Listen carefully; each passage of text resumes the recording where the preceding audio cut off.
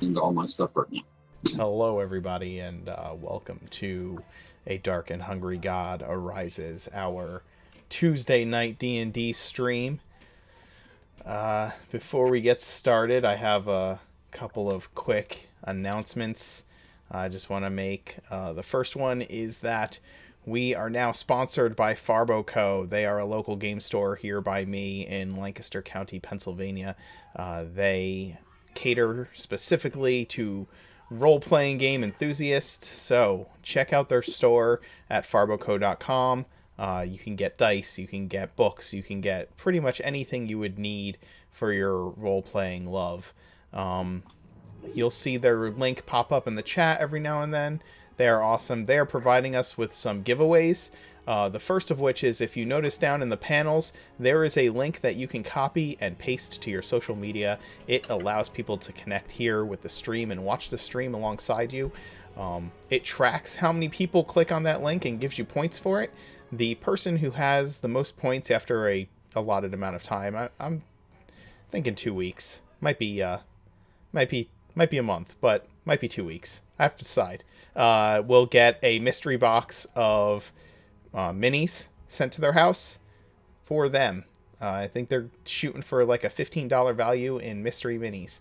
So please invite people, get followers over here to watch our stream, and you'll be entered in just for doing that. If you are one of my players, we are still working on the wiki.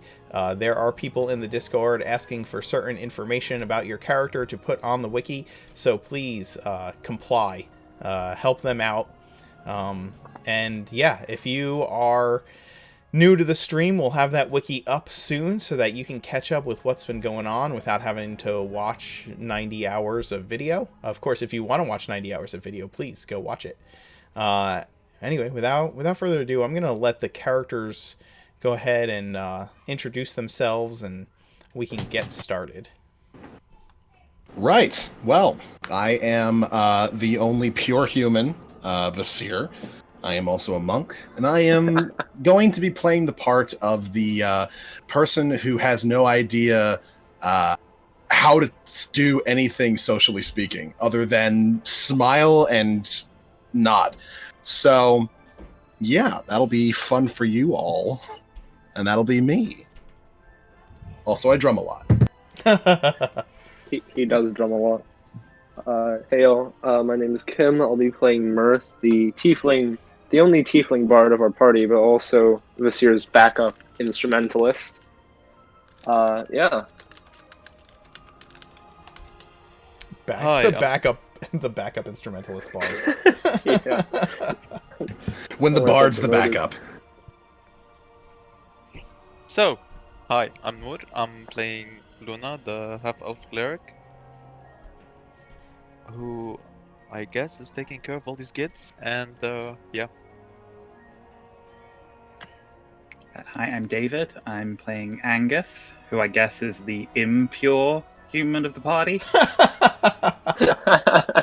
He is the party's rogue and has come to Anchor to try to piece together the mystery of his past lives and also try to seek a bit of redemption for some of the things he's done in the past. Hi there. I am Surani. I am your resident Shambalid.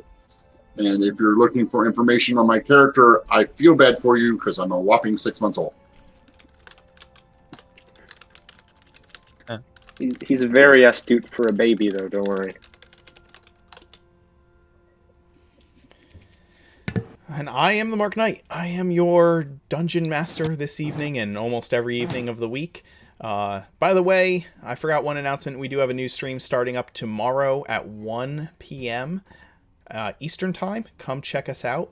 It is called Help Wanted, and it is about a ragtag band of adventurers who have answered the call by a priestess of Morrigan, the goddess of war, to aid her small mining town.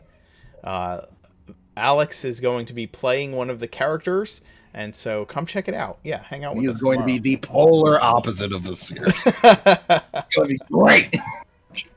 When we last left off with our intrepid band of misfits here in Anchor, they had decided to convince a town full of fishermen that they needed to evacuate their homes because the swamp was going to eventually eat them.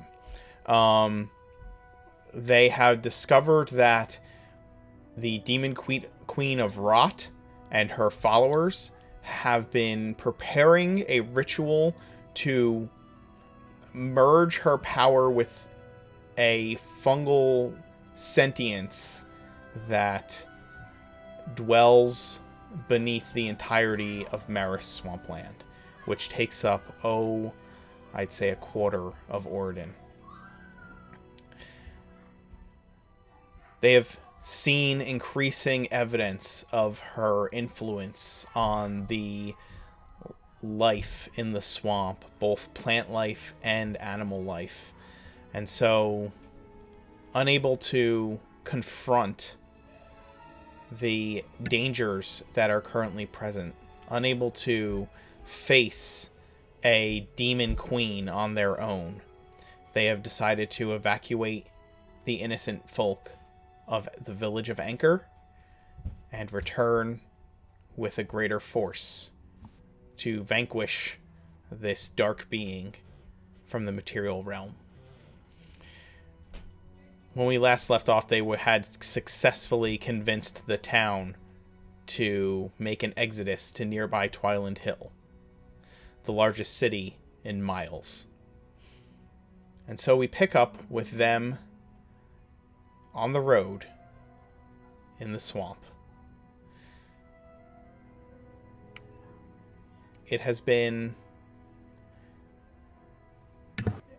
been long since you made that fateful decision and everyone packed up their things to travel. Vasir, you lead this caravan of men, women, children, pets, a couple livestock, some horses, donkeys, wagons, a criminal underboss, his goods, and your adventuring party. The first day has been rather uneventful. It's been sunny through the branches of the heavy hanging marsh trees, and you feel optimistic. But then again, when do you not feel optimistic? I mean, that is true. Every once in a while, because things get kind of boring while traveling. People can only talk to each other for so long before they just start staring at whatever the wildlife is and such.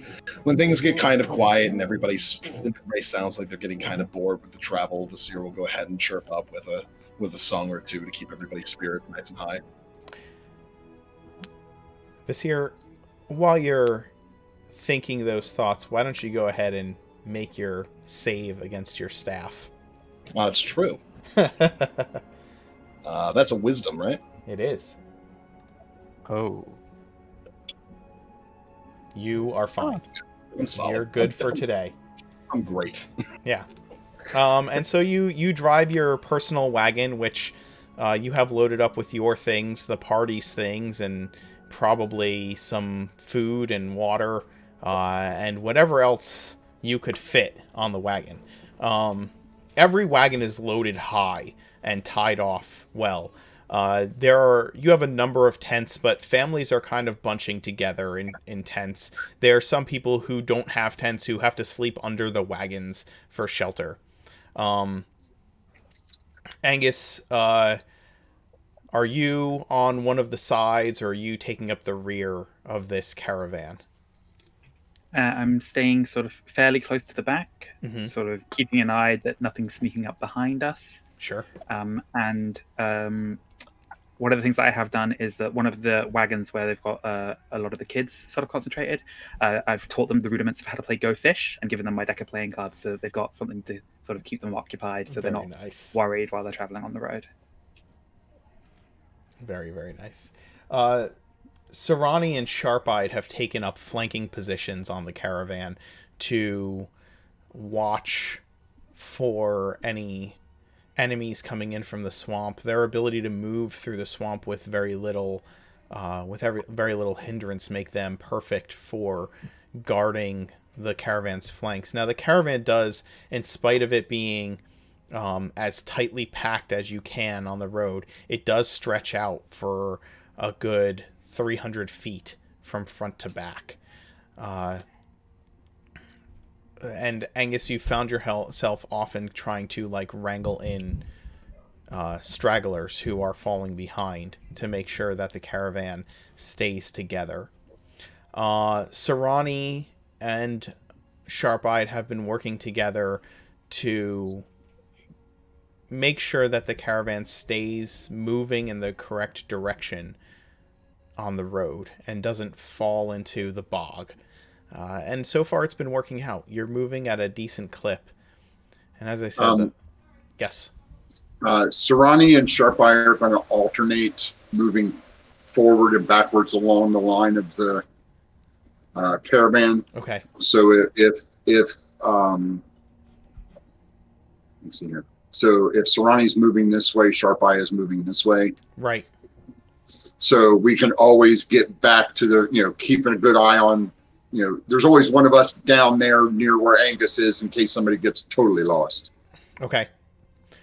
Now, as far as food and water are concerned for your trip, you have been using your spells to create food and water and for Goodberry and things like that. Is that the plan for what you guys are doing?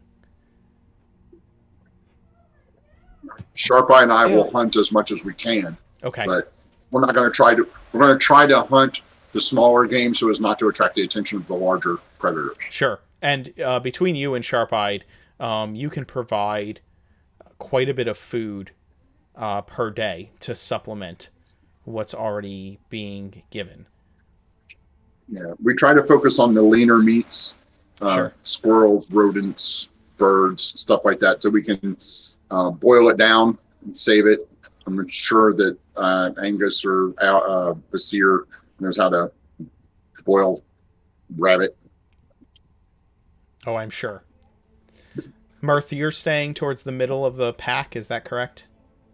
Yeah, he's found his way and kind of I think he's sprawled lazily across the top of a wagon, kind of occasionally looking off to the sides of the road. But mostly he's cast Tiny Servant on a quill, and it just dances around him, and he narrates the journey, and the quill jots it down into a book at his side. Nice. And Luna, you're moving through the caravans periodically to just make sure everybody is healthy and that morale is up. Is that correct? Yeah, and maybe stay a bit at the back with Angus to help the stragglers along. Maybe Okay. they need anything. I don't know. We'll note any rations that Angus is being given. He's sort of eating just enough to like keep up appearances, and then passing them across to Luna. Okay. You're, as I said, the first day's journey is calm and quiet and goes smoothly. You take a single short rest for lunch, and during that time, a few of the fishermen are able to catch some things in the bog to supplement some of the foodstuffs.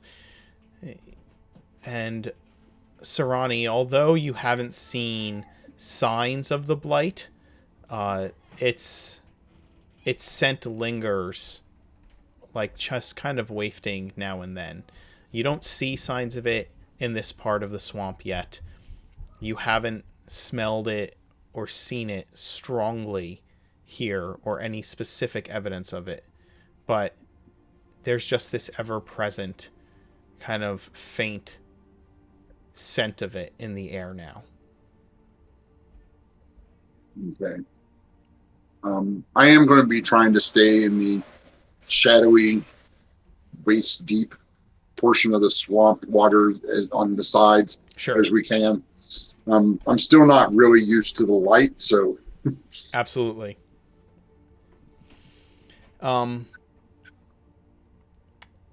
You've specifically noticed that the blacksmith, he's come armed to bear to help in any way that he needs. He has his smith's hammer, and he seems to have something that he's made over the last few days to bring with him, which is a portable anvil.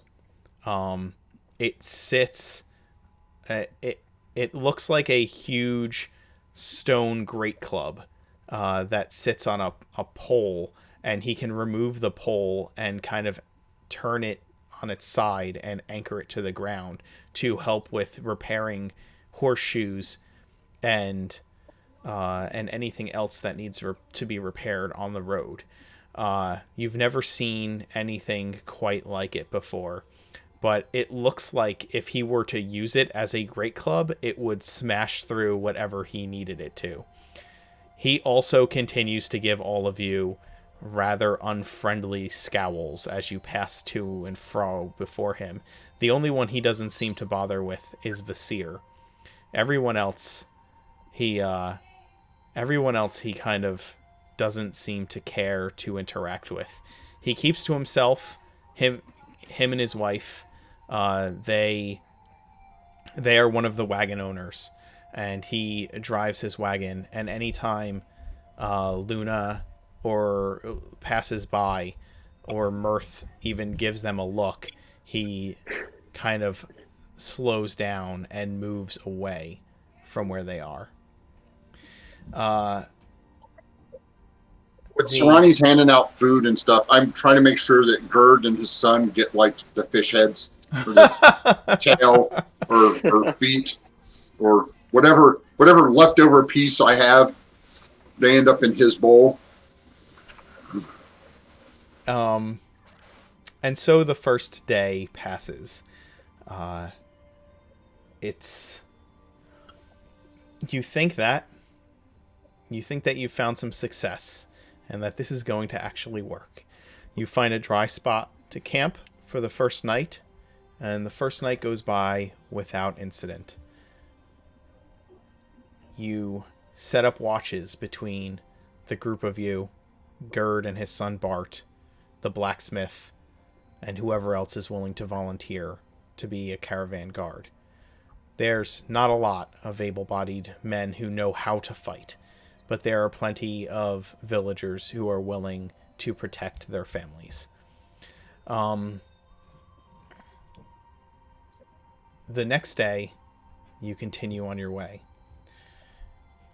The weather stays favorable, and you feel optimistic. Again, the weather that's favorable to you is a little concerning to Serrani, as it's still too bright for him, too warm for him. It's summer. It's the beginnings of summer, but it's still summer, and the humidity is spiking slightly. The sun guiding your path on the road. You break for your midday meal as you did on the first day, and there is a sudden gasp and screech from some of the children that have wandered a little close to the bog. I immediately sprint to that area if I can hear them from where I'm at. Same. getting my staff out and heading there. I'll sit up and try and get a look at the area. You sit up. I'll sprint. Oh, I'm sorry. Go ahead. I'll sprint there. Angus, are you staying with the caravan camp, or are you also heading over? Generally, like Mirth, I'm going to sort of head in that direction, but be keeping an eye out, try to see if I can spot what's sort of caused the ruckus. Okay. Well, I guess a better question is which side is it on, mine or Sharpites? Sharpites. Okay, then I will move closer to the camp, but let sharp eye deal with whatever's over there. Understood. When those of you who are rushing there arrive, let me see. Perception. Jesus, we have such a highly perceptive party. Luna. Yeah, Angus and Luna are ridiculous. Angus, you're trying to take a look over there, and you can see that these children are kind of huddled, looking at something in the water. One of the young girls has screamed, and one of the boys is kind of backing away. And you can see this from where you are. Luna, as you rush forward, you're the first to spot what they are looking at, and you see a bloated body floating in the bog. You all kind of rush forward, and you get there at the same time. Some of you pulling the children away and pushing them behind you, and you just see this kind of swollen, putrid corpse bobbing face down in the water. Do you mean Is it close enough that I can like poke it with my stick? Absolutely. I'm gonna prod it, see what happens. You prod it with your stick, and a part of it kind of breaks open a little bit, and a putrescent smell just bursts forth from it, but no spores. Specifically, you notice no spores. Is it someone we knew? You wonder that, and as you take a close look, you realize that the clothes are familiar, the hair is familiar, and as it bobs, Vasir kind of pushes it with his staff, and as you roll the body over, the face is the bloody the bloated, rotted mess of what used to be the mayor. Oh boy. He had 2 daughters with him. 3. 3. Is he an undead? Told You that mean? was a stupid idea. I don't think he's undead. I think he's just regular dead. I can try. Angus is quickly going And to ask sort of corral the kids together and just go, this man needs some help. We're going to have to give him a little bit of first aid. So why don't you run back to camp and just let everybody know. So go find your mom or your dad and just let them know, okay? They nod. Everything's and, going to be okay. Yeah, give me a persuasion roll.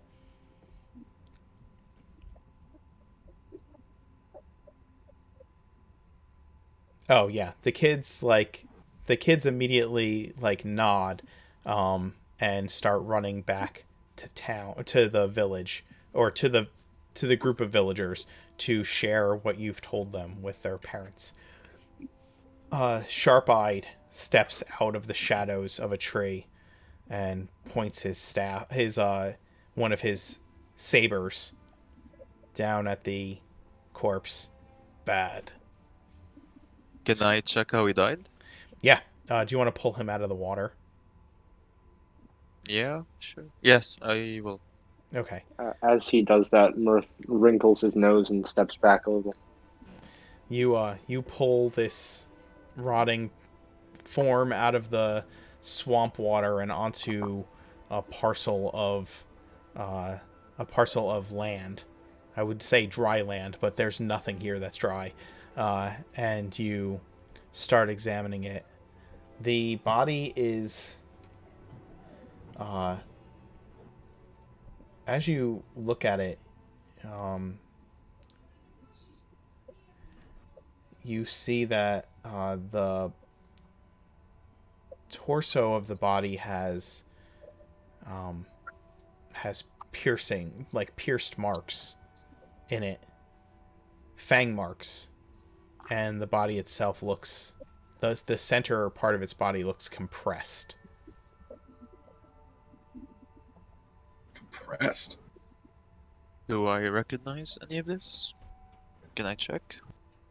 Give me a nature roll.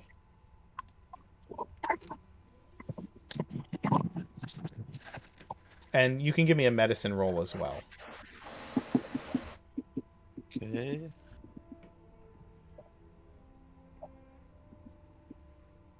Well, Nice. with the medicine roll, you're able, and examining the body, you know that the body's definitely been, with how bloated and putrescent it is, he's been dead for a couple of days at least. And it looks like his torso was crushed by something.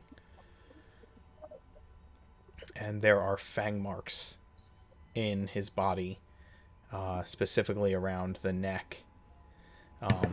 There are some chunks of him that look like they have been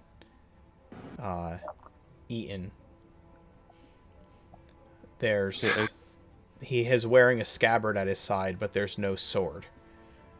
And they look like really big snake bites as you look at the bites. Okay, Oh my God. I tell this to the rest of the party.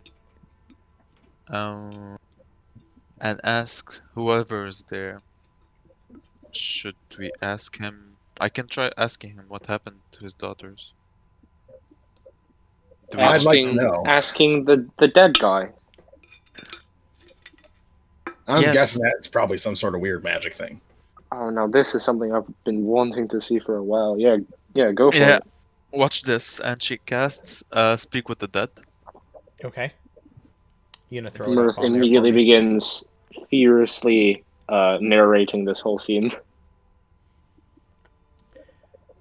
Speak with the dead, huh? Thank you. You grant the semblance of life and intelligence to a corpse of your choice within range, allowing it to answer the questions you pose. The corpse must still have a mouth, which it does, and can't be undead, which it's not. The spell fails if the corpse was the target of the spell within the last 10 days. Until the spell ends, you can ask the corpse up to 5 questions. The corpse knows only what it knew in life. Answers are usually brief, cryptic, or repetitive, and the corpse is under no compulsion to offer a truthful answer if you are hostile to it or it recognizes you as an enemy. The spell doesn't return the creature's soul to its body, only its animating spirit. Thus, the corpse can't learn new information, doesn't comprehend anything that has happened since it's died, and can't speculate about future events. Last 10 minutes. So you speak the words of power that grant this corpse a facsimile of life, and it's hazy, kind of swollen eyes open and stare blankly around. Its jaw becomes slack.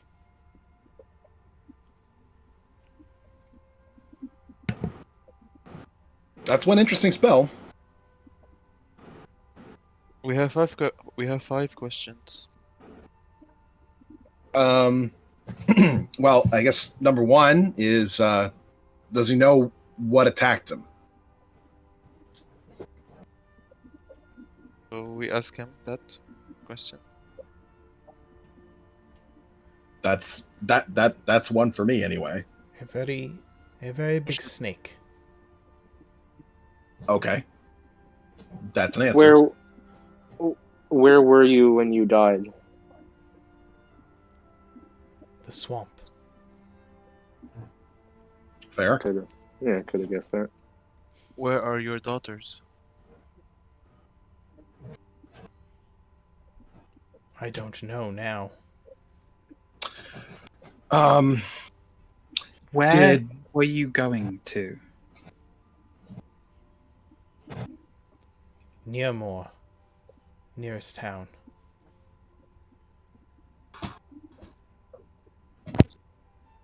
I have one more question.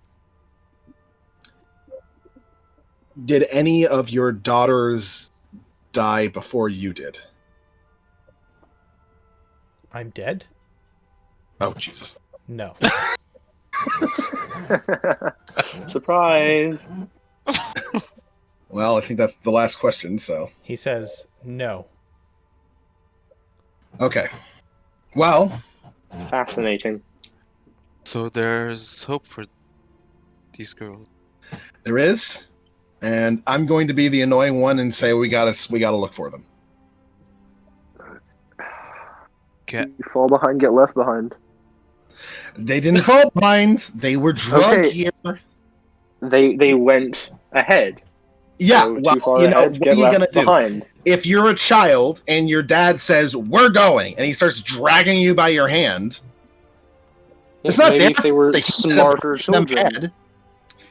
The thing that we know is that they were headed to Nearmore, which is where we're going anyway. So if we keep an eye out, I mean, 3 young women lost running through the swamp. There must be some kind of trail that we can pick up. We keep an eye out for them, but we really, really can't afford to divert our attention away and leave 200 people vulnerable. For the They're not sake of vulnerable. three. They still have Gerd and his son, who can keep an eye on them while they're all That is- resting. That is Sure. terrible. Veronica, can you find any tracks? I can try. I take a look to see if I can find any tracks from how he got here. Okay. I'm assuming he floated up, but we'll see what goes on. Give me a survival roll. Mark, have we ever seen the girls? Would I Yeah. know? Yeah, you them? saw the girls. When you saw at least the oldest, and I believe Sarani saw the youngest when he scared the living daylights out. Actually, I saw 3 of them. I saw all 3 of them. You saw all 3. Okay. Yeah, They're because they all on came the up younger now. side, if I remember correctly. I think the Yeah. oldest is like what, 12? No, the oldest is 19. Oh, They're all of Yeah. They're not all of the youngest is not. The youngest is they're like actually I don't think she's 19. I think the oldest is like 16 or 17, and then there's one who's like probably around 14, 15, and then the youngest is like 10. Got it. You have advantage on this because you're in your favorable terrain, so you do get the 23. Yeah, buddy. You got begin some. you begin looking around the area for any kind of tracks that you might find, and although you don't find any tracks immediately around this part of the bog, or you see across the water as you speculate that the body has floated to this edge of the bog. You look across the water and you do see a torn bit of cloth that matches the color of what the mare is wearing in like on a tree or reed across the way. Okay. Is this water too deep for me to traverse? Do I have to go around it? You could traverse it as difficult terrain. It'd be like swimming through it. I'll walk around I'll walk around the edge where I can still walk. Okay. This is early on in the lunch break, so you have about an hour to explore this area before you would normally have the caravan like back up and running for the day. Yeah, I- I'm in. Oh, go ahead, Leonard. I can try contacting one of the daughters. Maybe they can meet us somewhere. Maybe we can know where their whereabouts. Oh, because you've seen them, so you can cast sending. Oh yeah, sending. Yeah. Okay. Yeah, I'm not there with them to make that decision. So You are not. You have gone around the bog and you have found this cloth, and you see where you have found this cloth. You see that there are footprints leading back further forward on the road. Or I should say, you see the footprints that lead to this spot that have come from like near the edge of the road, but further up from where you are camping. okay, I'm gonna try to follow them even further.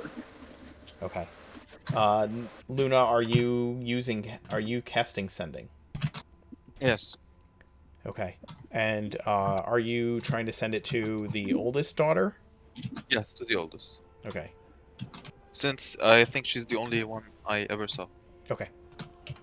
Um, Ask her. I want to ask her about her whereabouts and that we tell her that we are looking for them, and if it's any possibility they can meet us at the road, perhaps if it's easy enough for them to understand where that is. okay. You get a response back from the oldest daughter. Where? You hear in her trembling voice, we're in a large tree. It's hollow. Off the road. Yvette's ankle is hurt.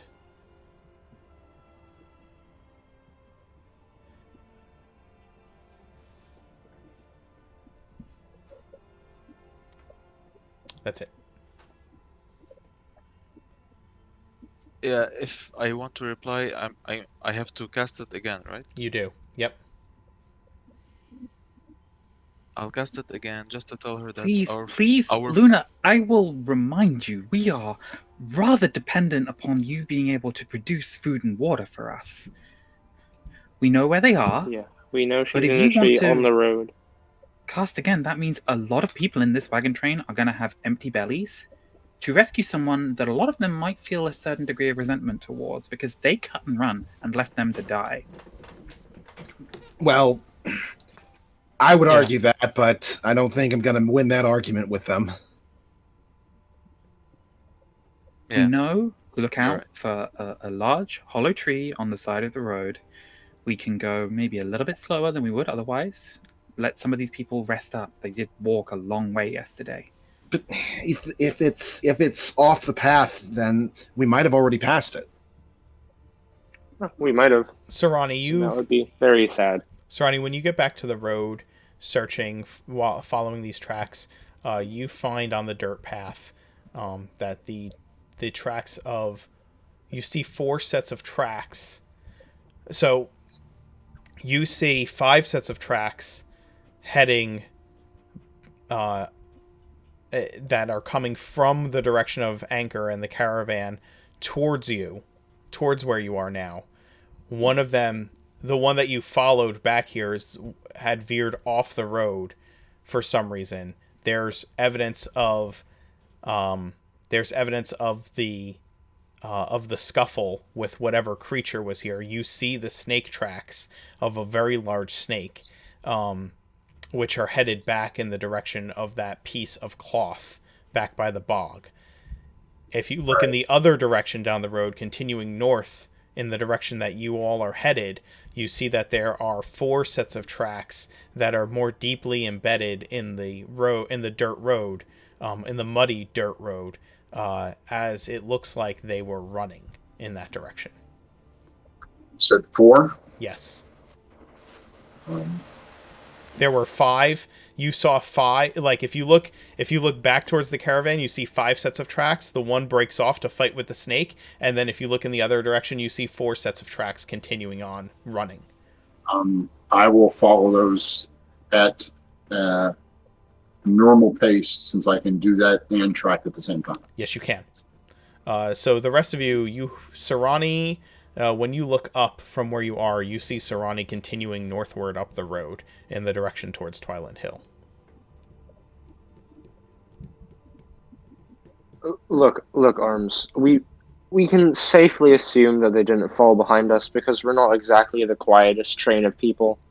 If I was in a tree and I heard 200 people and a dozen donkeys clopping by, I'd probably come out and call for help, alright? Not to mention your singing voice. That kind of attracts Oh. attention. Yeah, that. So, if we just continue, the odds are good we'll run across them. And big plant dude over there, he seems to know what he's doing. So, that's what I have to say. And he's gonna haul himself back onto the cart and sit down at the top. I don't like this. I don't like this idea. I don't know. I feel like there's a good possibility that they might be a little bit further off the road than we'll see. I don't know. I want to be sure. I don't want to end up just losing them out of nowhere. Very nice of you.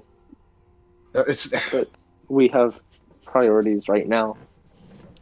And I don't like this. And Mirth makes a big sweeping gesture to the people. But I'm sticking through with it. And please, just trust me. They're probably further down the road. when you say probably, how sure are you? Give or take 50. There's two directions they could have gone. Sarani, are you waiting for anyone to catch up with you, or are you just continuing to follow the tracks? No, Okay. no.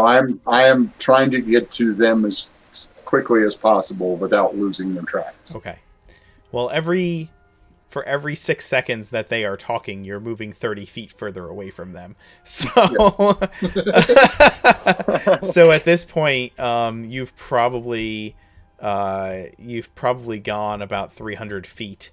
Have I lost sight of them? Of them, they haven't moved from the spot. You can, like, if you turn around, you can see them, but you probably haven't gone 300 feet, right? They didn't talk for 10 minutes, but since you said you were following the tracks, but you get the idea of what I'm saying. You kind of turn around, and it's been, well, I mean, who knows? It's been a minute, right? That's even if it's only a minute of talking, you've traveled pretty far from them. So 300 feet. Yeah, 300 feet. So you turn around and you can see them, but they're not following you. Yeah, they're not close, but yeah, no, that's fine. I'm going to keep following and keep checking every couple of, every 60 feet or so, and keep looking over my shoulder. Okay. I don't want to lose sight of them if I don't have to, but I do want to find these children. Okay. Guys, What's that? how about one of us follows Surani? Maybe he can handle the situation better with these girls when we find them. While you're saying that, Sharp-Eyed kind of grunts and waves to one of you back at the road. Yes, my dear lizard man. What seems to be the issue? As you approach, he points at the road with one of his sabers, specifically at the tracks that are now somewhat smeared by the vines that have been walking and dragged over them by Sarani, but he points at them. Right. If Sarani finds them first, he might end up scaring them. You know what? You all stay here. I'll handle it. I can run pretty fast anyway. I can probably keep up with you. If Luna and Mirth think they can hold things down back here, I'll come with you as well. Fine with me.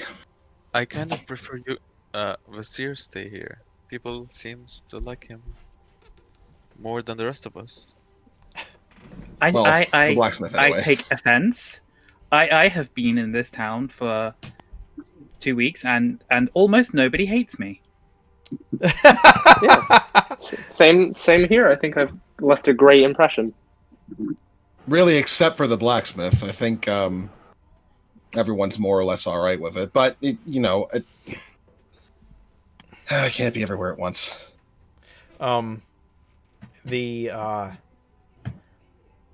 The children, specifically Angus, have taken a liking to you over the last 24 to 48 hours or so. Aw, Angus makes a good dad. Angus would make a terrible dad. Angus is grooming a little town, a little gang of his own now.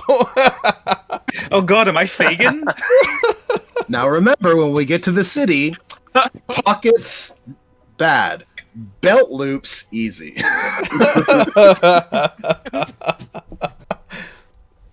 This is how you palm a card. This is how you palm a coin. This is how you palm a purse. Start them off small. Teach him how to hide food. Who's gonna go? I mean, to be fair, I was teaching them to play Go Fish, which is basically here's how to bluff. Yeah. Here, no. Lying is the first step. Lower your head a little bit more and look up a little bit more. There you go. Those are the puppy dog eyes. That's it. Teach him Go Fish and how to hoard food. You will get anything you want from your parents if you just give them that look. Trust me. So yeah. Who's gonna go? Who's gonna unless go? unless they have more than one, in which case you're host if you're not the oldest or the youngest. All right. I don't mind staying so long as at least somebody is going with Serrani, because I'm very certain he's going to scare those girls. Oh yeah, I totally am. He already did once. You begin to hear screams up ahead. Yeah. Serrani, you found the tree. That's what I thought. Hello, little ones. Come out. Come out or die. Come out now! The butler steps out from the tree. You. I'm guessing we're gonna start running. You. Yes. You've scared the girls. Not my intention, but you are safe now. Come with us to the village. The littlest one is like backing as close into her sisters as she possibly can, and the oldest is trying to calm her down. Vasir and Angus, if you're all running, then Vasir and Angus would get there first. If there's any of you that would go back to the wagon train or stay behind, you can let me know. Yeah. I I am as fast as a horse. I'll go. You're going, Mirth is staying. Mm-hmm. Okay. Angus, are you heading in the direction of the children's screams? Yeah, so it would be Vasir slightly ahead, and then Angus coming up behind him. Okay. All right. As Vizier is running off, he just kind of turns to Luna. Sorry, Luna, but it's very important that I make sure the girls don't end up running away from Serrani. I'll be back real quick. Vasir, you run up, and the scene is Serrani's hulking form reassuring the manservant of the mayor that he had no intention of scaring the girls and that they are safe now, and him saying to the girls, "You are safe now," and the youngest daughter just ear-piercing screeches while her sister tries to calm her. This is the scene that you approach. They are inside a hollowed out tree trunk, hiding inside of it, and you can see that they have taken some sticks and some vines and have tied those things around the youngest daughter's ankle. Mm-hmm. Interesting. I'm going to jog up to Serrani and touch one of his arms, I guess. It was really hard to tell with him. Hey, can you do me a favor and lean down real quick? Sure. I lean down. He leans down. I'm going to do a hop up and get on top of his shoulders. Okay. And as I get onto his shoulders, I say, "Behold, the tamed mound!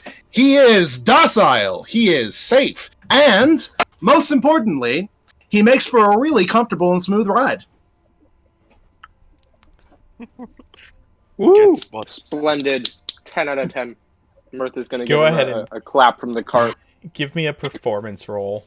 The youngest daughter has stopped screaming and seems somewhat unsure. Confused, even. And she's like, he had a head. He had a head. Oh, that's one of our props, you see. we like to play around with a whole bunch of different things. He's a big softy. He really is. So aren't you, Sarani? You wouldn't hurt any of these girls, would you? The oldest steps out of the tree trunk and looks at you, Vasir, and says, "She's a child, not an idiot." Well, I'm not a child, but I am an idiot. So, how's that fit for you? You have wagons? Yes, we have lots of wagons. Everybody in town is moving at the moment, and we're totally okay with you guys coming with us. You'll be a lot safer.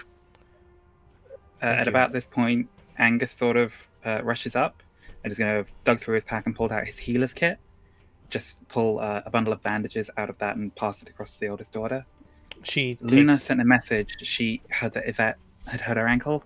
Hopefully you can wrap it properly with this and we can get her back with the rest of the wagon. Could I stand up now? I'm going to hop off him first. Yes. Okay. Luna, you come up behind all of them a few moments later, and the oldest daughter is wrapping the ankle of the young girl, and she says thank you by name to you, Angus, when you hand her the bandages. The girls' names. The oldest is Jane, the middle daughter is Molly, and the youngest is Yvette.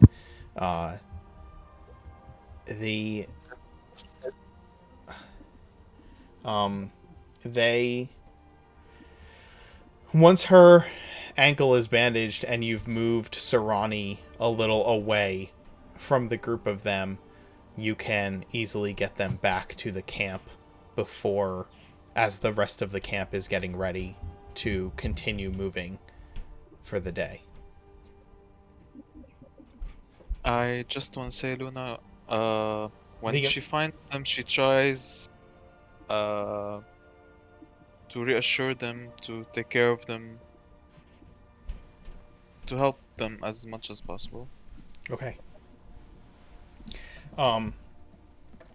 Jane takes Yvette to the back of the wagon train, to where Angus seems to be spending most of his time, and she puts Yvette up on the wagon where the numerous other children who have been able to ride it have been riding, and she will walk back there with that wagon and her sisters.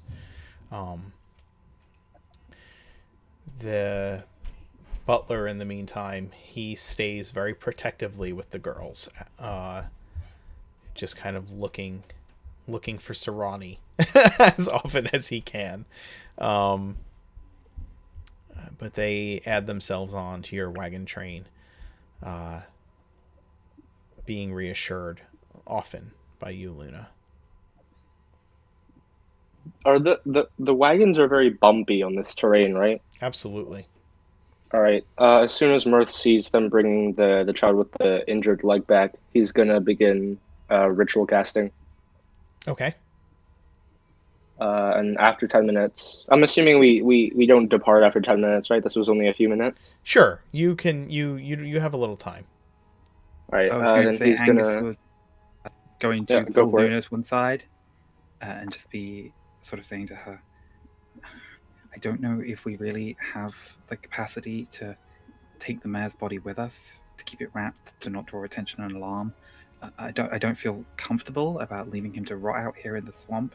Could you maybe at least help give him some kind of a proper burial? Yes, sure. You're right. You think the girls would wanna see him one last time? Say goodbye? I'm not sure what the right choice would be. I mean, seeing him might upset them. Is it better to maybe get them to safety first and then let them know, and they can come and pay their respects later when it's safe? I don't think they'll ever come back here. If you prepare his body, I'll talk to Jane, and I'll let her decide if she wants to tell her sisters. Alright. While you're discussing that, Mirth, you're ritual casting what? Tensor's floating disc. He takes a patch from his robe and tosses it onto the ground, and it shimmers and then coalesces into like a disc of magical force. And he calls for them to bring the girl over. Okay. How fast can the disc move, and how long does it last? It lasts an hour, but hopefully I can ritual cast it, so I'll just keep on doing it every hour and conjure a new one as soon as the first one dissipates. Okay. That's And it moves as fast as I am, as long as it remains within 20 feet of me. okay. So if I'm on the wagon, it'll just move at the speed of the wagon. Okay. Before I go to prepare the body, can I say something? Sure. Angus, maybe we should get help from the townspeople. Maybe show them what will happen if they decide to leave this convoy, perhaps? I don't know if that's necessarily a good idea. This doesn't look like it was fungal. It looks more like a monster attack. Do you have any idea what it was? It was a giant snake.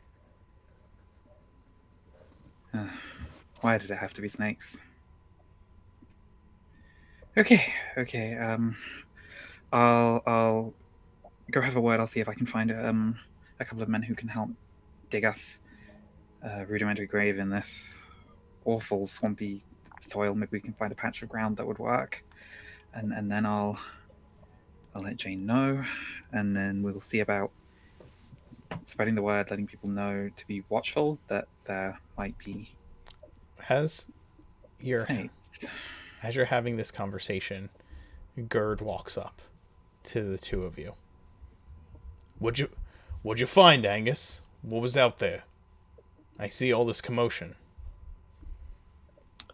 You remember those rumors about snake cultists? Seems like they might not have just been rumors. Why? What'd you find? Well, the good news is you don't have to worry about getting revenge against Mayor LeBeau. Someone's beaten you to it. Well, can't say it couldn't have happened to a nicer guy. We're going to try to arrange a burial for him. You're gonna find a burial spot out here in this wet ground? Well, if we can at least get him under the ground, he won't get picked up by scavengers. It's Look, not much we can do for him, but there's an easy way. There's an easy way to deal with a body in a bog. You fill his clothes with rocks, you throw him back in the water. No more scavengers bothering him. Just sinks to the bottom. if you are comfortable that his spirit won't come back from Sheol to haunt you for disrespecting him in that way, then fine, we will do that. It's never happened before. And he shrugs. But you do what you want. Personally, my mother would try to bury him. So I'm going to do what she would do. There's a certain respect to the dead that is owed. Hey, I would never tell any man to cross his mother. And he's like, you do what you gotta do. And he walks away. Cards. Bring the kid over here. I can help you cremate the body afterwards if you want. That might actually be quicker. Would you be okay with that, Luna, if we cremated him? I think we could ask his daughter. Yeah. Okay. Yeah. I'll go have a word with Jane. Before you do that, come here. Help me get the small one onto the floaty thing.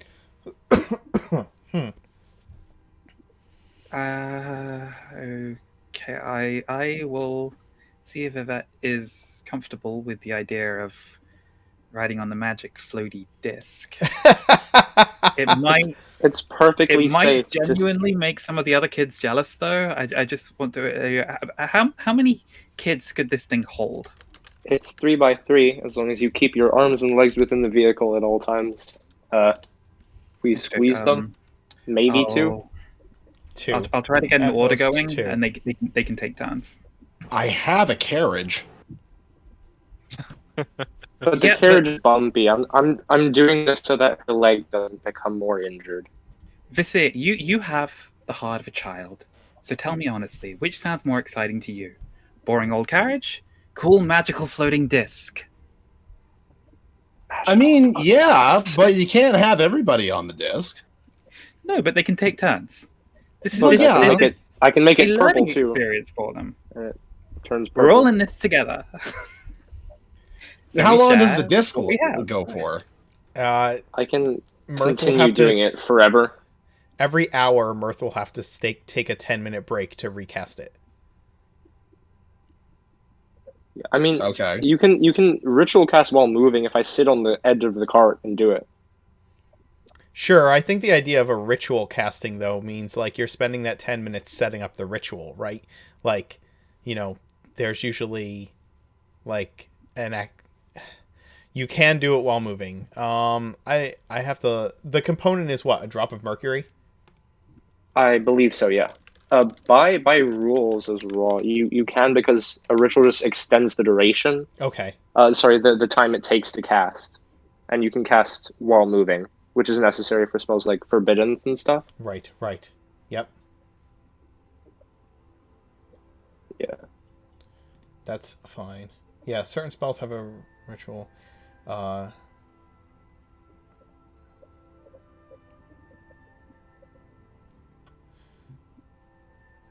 Yeah. So yeah, you can cast the spell while moving. It's fine.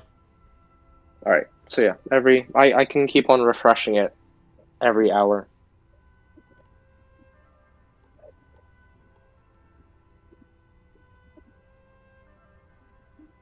We can keep the injured on it. It also carries a lot. So Suppose it's something. I mean, I'm doing it so the kid doesn't get her leg more twisted out of shape. She made it back to the pack. She gets to enjoy it now. Assuming she doesn't want to ride in your carriage and get on the cool magical disc. I'm just saying, What? if we need to have a little bit of extra room, I have nobody riding in the carriage right now. Yeah, I mean, feel free to take the other kids in it. It's just that it remains perfectly stable, so it won't damage anything. Okay. So Jane tells you that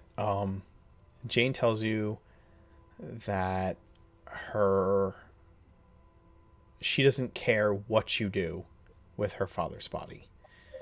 She tells you that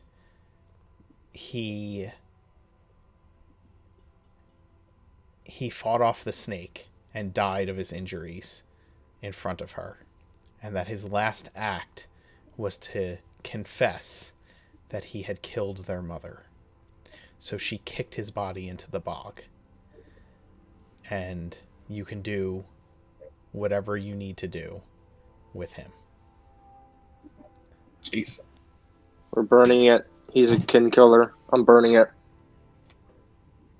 I understand, but would Molly or Yvette want the chance to say goodbye? I understand they're young, they might not fully grasp the situation. Jane says, "Oh, what does he look like?" It's not exactly pretty. Luna's going to try to tidy him up as best she can, prepare his body for cremation, but it might be upsetting for them to see it. She nods. Let their last memory be of their father protecting them from something dangerous, and leave it at that. At least they don't have to live knowing what he did. It may not be much comfort, but he was trying to keep you safe. She nods. you can see that there's both anger and sorrow in her eyes, and like they're burning with tears that she is holding back. But she nods, and she says, I guess that's something. And she kind of makes the excuse, I should get back to my sisters. Do whatever you think is right. I don't care. And she turns and kind of walks away before you could see her actually cry.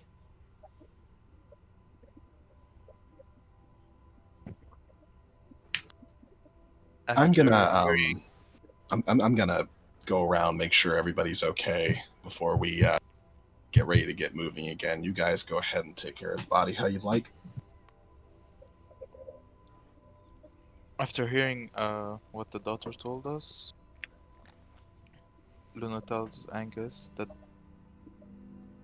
angrily this man doesn't deserve a proper burial, and she just leaves the body and follows Jane. I agree completely. Man's a kin killer. He doesn't deserve it. Mirth is gonna bend down and light his sword on fire, and press it into the mayor's skin.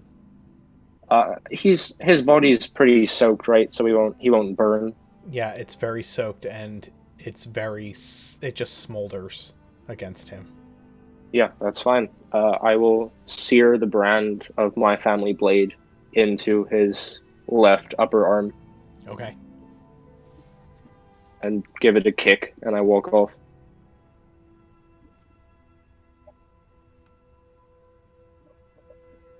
Because it's just going to take a moment, just looking at the body, just slightly reflecting. If this man's soul has ended up in Sheol, maybe mine should have as well. Maybe this is Sheol. Maybe none of this is real, and these past lives are just versions of me living through some kind of absolute terrible nightmare.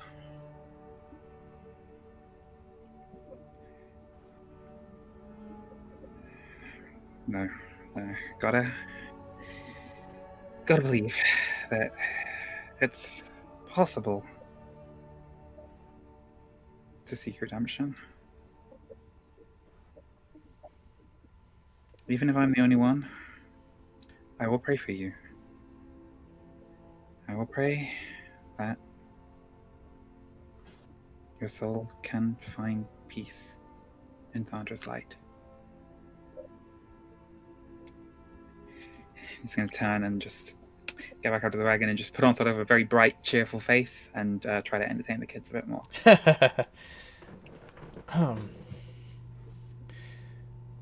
They begin regaling you with a tale of how one of them bluffed a bunch of cards in Go Fish. You load up Yvette on one of the discs, on the floating disc, and you begin to make your way further into the swamp, along the path. As you pass by the hollowed out tree that they were hiding in, you just kind of watch as the girls just kind of stare at it for a little bit. And Jane absentmindedly says to whichever one of you are nearby, without actually looking at you, we were in there for 2 days. We'd almost run out of food. I'll give her some of my rations. Thank you. And I take her head into my hands and tell her, what you girls did was extremely courageous. You girls, you're warriors. Don't give up. and whatever you need, at least until we reach our destination, come to me, or to Angus, or to Vizier, or anyone of the party. We'll help you. Whatever you need. Okay? She nods, doesn't say anything, just nods and looks away from the tree as you keep moving past it. And I'll stay with you, if possible. Okay. After I get done going around making sure that everybody's good to go again, I'm gonna head over to the girls and kind of clap my hands. Okay, so I'm guessing you girls probably don't want to walk anymore. You're probably very exhausted and need a little bit of a rest, whereas we're gonna keep moving. I've got a carriage. It'll be good for you guys. It's pretty comfortable. It's a little bumpy, not gonna lie, but that's gonna be the case for any wagon on here. So that's available. But as far as Hey, we're getting an echo. from you, Mirth. Yeah, there we go. But as far as you, little one, as I kind of look down to Yvette, we have a special ride in store for you. It's going to be nice and fun. You're going to have your own personal little thing that flies in the air. That sound fun? She nods. All right.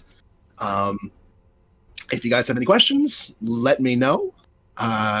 We are going to be getting going here soon, and in about 6 or so hours, we're going to probably camp down for the night and have everybody rest so that we can get ready to go in the morning. So try not to nap too much, otherwise you're going to screw up your entire sleep schedule, and trust me, I know how much of a pain that can be. They That's what Vizier is talking. And they humor you. And you guys, like I said, you set back off on the path. The rest of the day is comparatively uneventful. You camp that night, and the next day, Vizier, go ahead and make your save again. Let's see if I get greedy. Yay. Okay, I rolled my check, so I have a vivid dream. Ooh. Just need to figure out what. Okay. nice. You let me know what your vivid dream is, Angus. As you guys wake up in the morning, there is a steady fall of rain hitting the tents and wagons. The dragon's cry. Time for a poem. And Mirth, with a big grin on his face, he makes a grand flourish of his arms, and a scroll unravels from within his mantle and comes to float in the air next to him, and the quill that he's commanding begins to make long sweeping marks on the parchment, and he narrates loud and clear a poem for the caravan to hear. Okay. It's not long, it's a few stanzas, and it's the story of a dragon who watched a gnome fishing by the riverbed, and try as he might, the dragon could never catch a fish because he was too big, and so the gnome caught one for him. And when the gnome died, as all normal creatures do, the dragon wept and filled the river with his tears, and then took off into the sky, where he continues to cry to this day.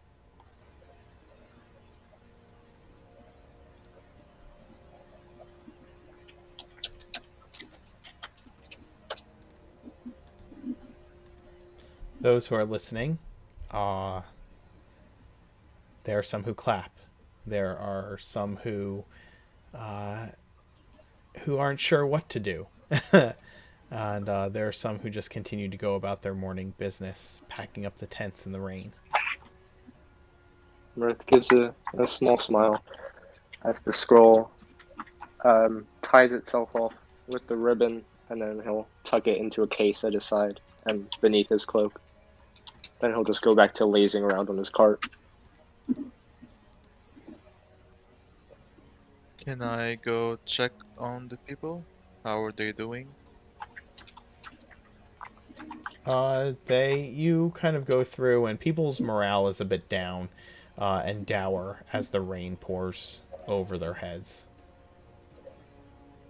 Yeah.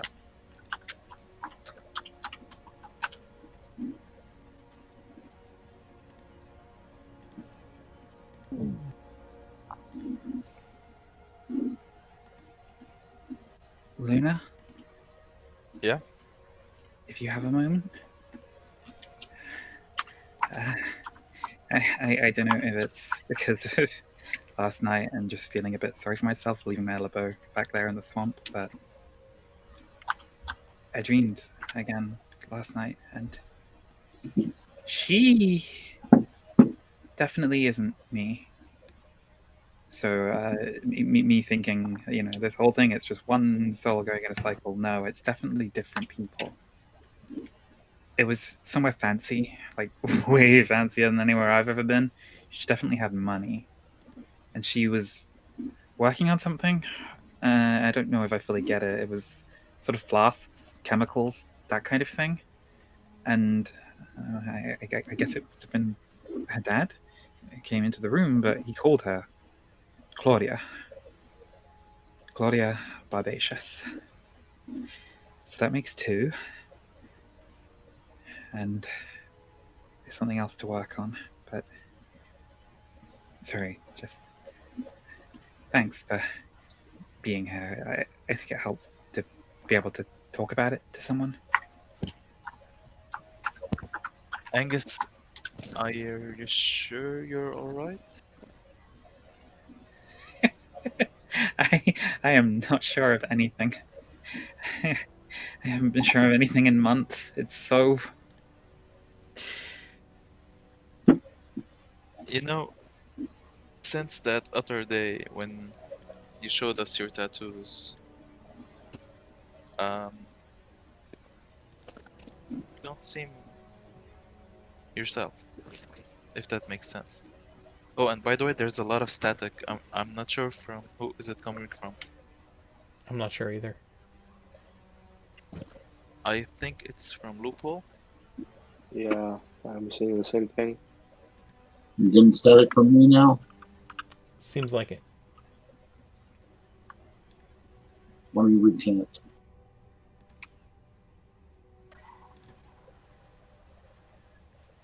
It's tricky.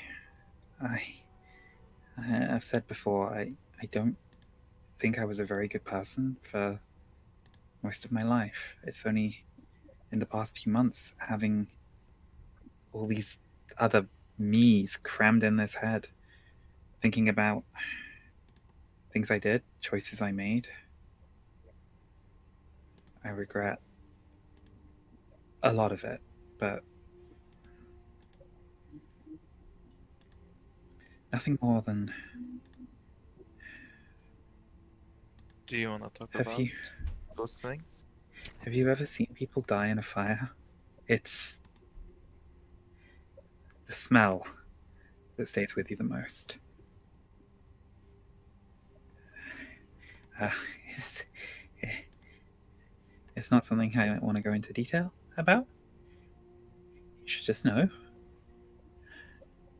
I will do everything I can to make up for what I did. Because if this is a blessing, if somehow Thandra chose this soul to come back, to live again, it must have been to do good in the world, right? To help people. And if what I did, which can only be described as the very opposite of good, is the only thing I ever do in this life, then it might mean Thundra reconsiders this soul getting to keep coming back. That every other version of me that could go on going forward would cease to be because of a mistake that I made here and now with this version of me. So it's not even for myself, really. It's for them. I guess it's kind of a metaphysical way to go about it, but I guess it's the way that people like try to be better for their kids. Like, they're not really my kids, but they're other versions of me that go forward. Am I making sense? I don't want it to come across as if I'm being selfish. It's not absolution I'm looking for. I want to be a better person to be a better person. That should be enough in its own right. I'm not sure.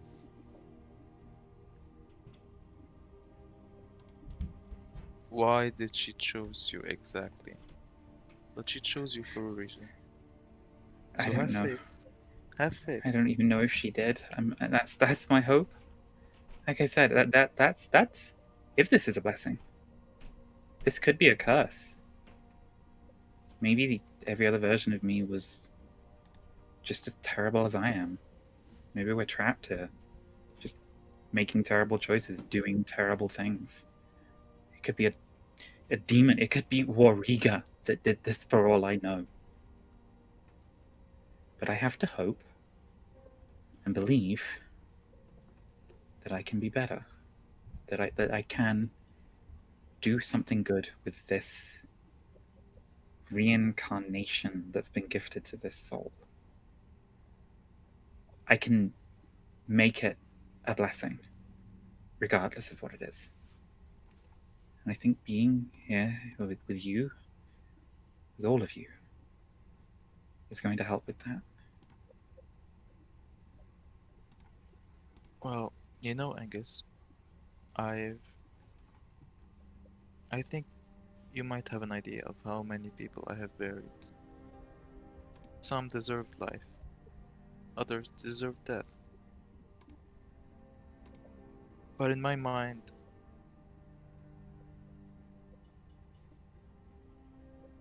the only thing you can do is to decide what to do with the time that has been given to you. So choose well. And I think all of us will be sticking by your side if you ever need any help. That goes for you in return. Anything I can do to help, I will.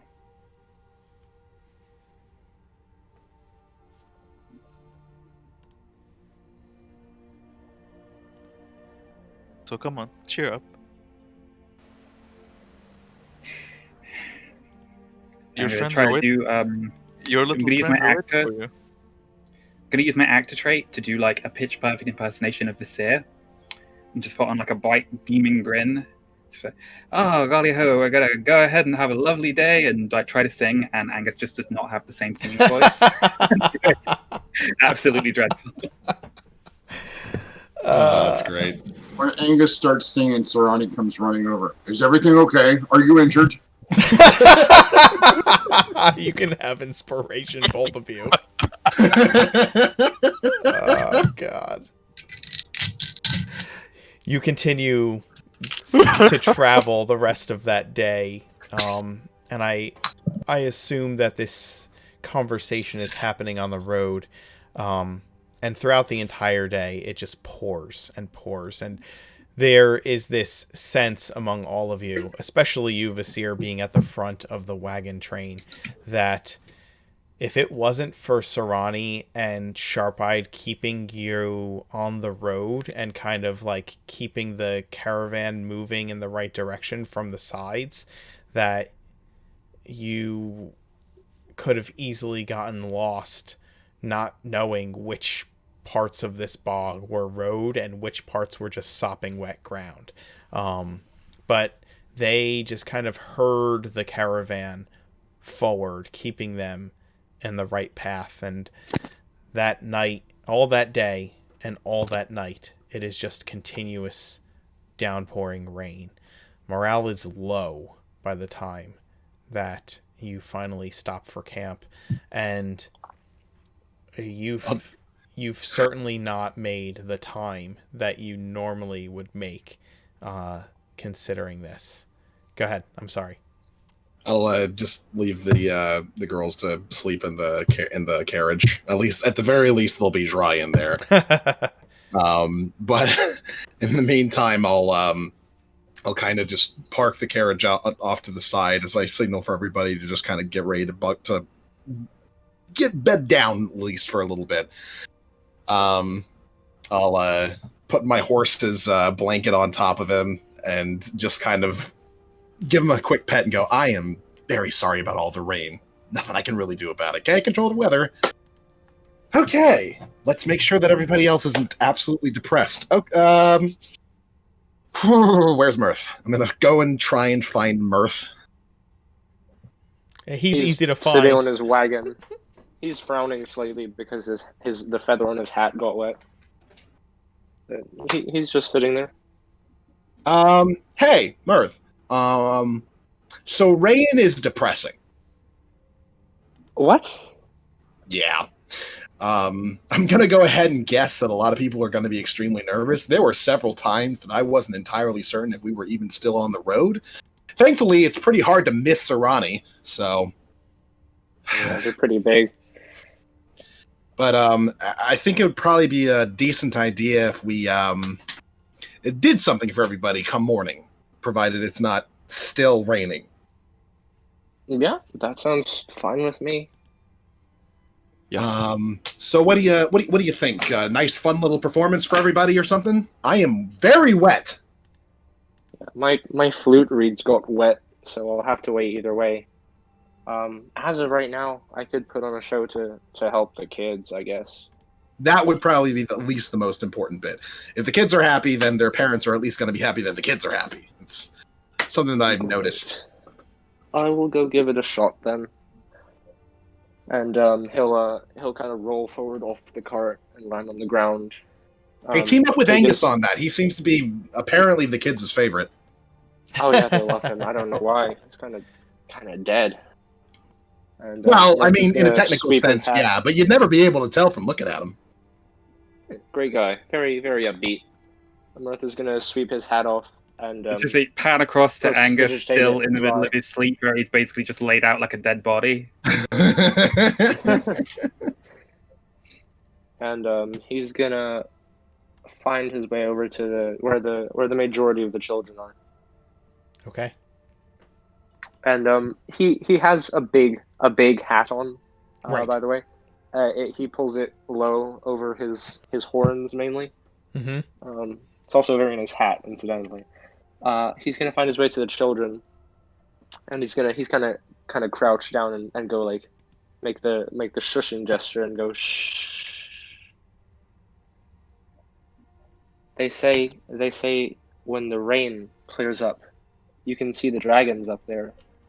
And sometimes, if you're a very good kid, they'll blow you a spark. Who wants to look for dragons? The kids excitedly all say me. All right, Just a chorus of it. here's what we're gonna do. Everyone has to be quiet because dragons have good hearing. Okay, if you're too loud, they're gonna get scared and go away. All right, so they're sad. We have to make them happy. All right, so everyone give me a big smile. They all smile. And now look and wait. And hopefully they'll divert their attention to the sky. Okay. Yeah, they're looking. They're all looking at the sky, looking for dragons. All right. And without them seeing now, since they're all looking up, I'm gonna do a minor illusion. It's only 30 feet up, but in the weather conditions, everything's gonna be super clouded and obscured, right? Absolutely. All right, and I will create the illusion of a tiny dragon to make it look like it's very distant, flying through the clouds above us. Sure. Give me a Why don't you give me a performance check? Right. And immediately after, I'm going to do prestidigitation to make a small shower of sparks rain Nice. down. Cool. That's awesome. You Okay. you send the tiny shower of sparks, and the kids are jumping up and down trying to catch them, and just ecstatic about it. And even those people who seemed to be grumpy from the rain and just downtrodden from having left their homes and marched through town, hearing the laughter and excitement of children seems to bring the morale of a good part of the camp up that evening. It's hard to keep a fire going, though, and it quickly gets cold. Or I wouldn't say cold, but it just, there's no, everybody is soaked through, and kind of makes their way to their tents and to whatever shelter they can find quickly. All right, everybody, share blankets. Try and keep a little warm. Try and dry off a little bit while you're sleeping. Anything that you can do to keep yourself nice and, not sick is probably the best thing that we can do going forward. If anybody is feeling ill, please check in with Luna in the morning before we head out. It'd be a really good idea. Is there anyone who's looking like particularly bad, either like, injured or extremely tired or sick, I suppose? As of so everybody just seems to want to get under cover. It's hard in this rain to really get a good look at everyone's condition, because literally everyone's just trying to tent up and get in tents, and just not be, nobody really wants to be bothered with anyone right now. That's kind of the that's kind of the vibe you're getting from everybody in camp, is just this leave me alone, I want to go to bed, this has been an awful day vibe. Right. But Luna, checking on do you have a tent? Do I have a tent?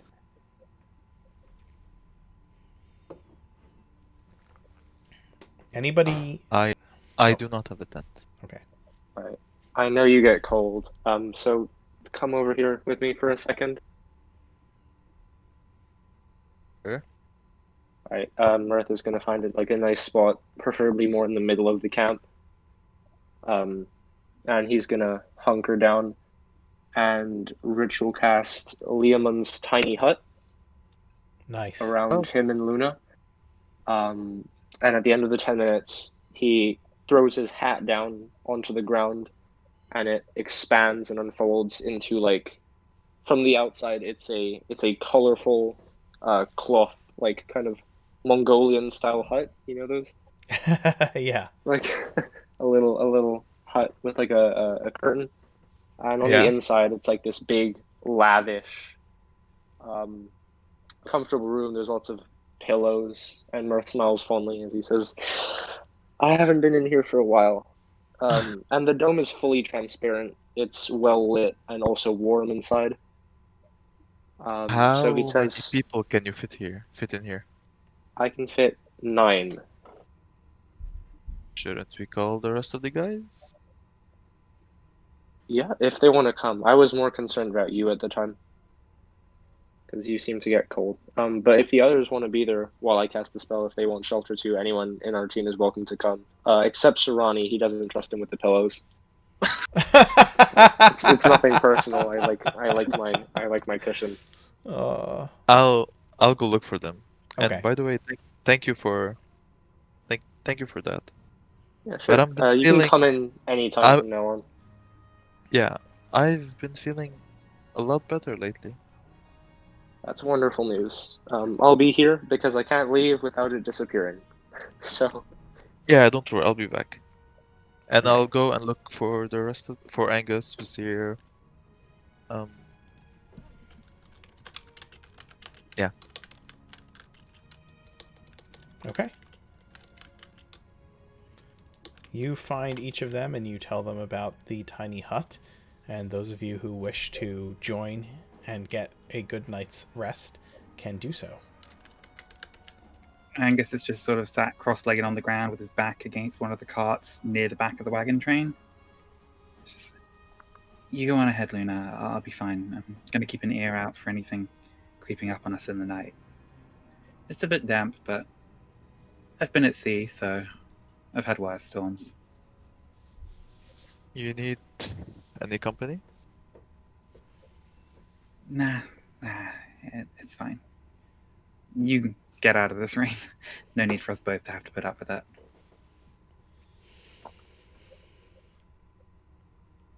You know what? I'm staying. You're not okay, and I'm not leaving until you get better.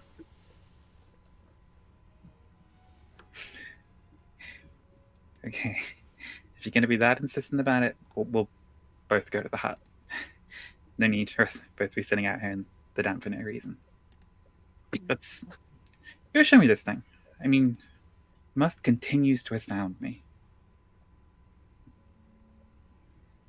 Yeah, Mirth, full of surprises.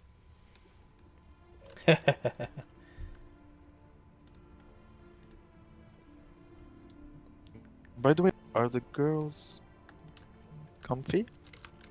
Are they warm? They are in the wagon, correct, Vasir? Yes, they are. So they are staying warm and comfortable. Yeah, I've been picturing full Little House on the Prairie style wagons, so with the canopy over the top. So I'm assuming they're okay. Most of the carts that are on the road are not that type. They are literally just carts full of Just open farm like carts. open carts. Yeah, there are 2 wagons in the wagon train. There's Vasirs and there is Girds. Those are the wagons that you have. And Vasir, is yours a wagon or is it a carriage? There's a difference. You don't remember. I'm pretty sure it's a carriage. I think Okay. that's what I'm. Okay. If it's An actual carriage with a roof Yes. and all that. yeah, gotcha. Yeah. If it's a That's what I carriage, With doors and everything. Yes. So, okay. Actually, kind of bougie. Not gonna lie.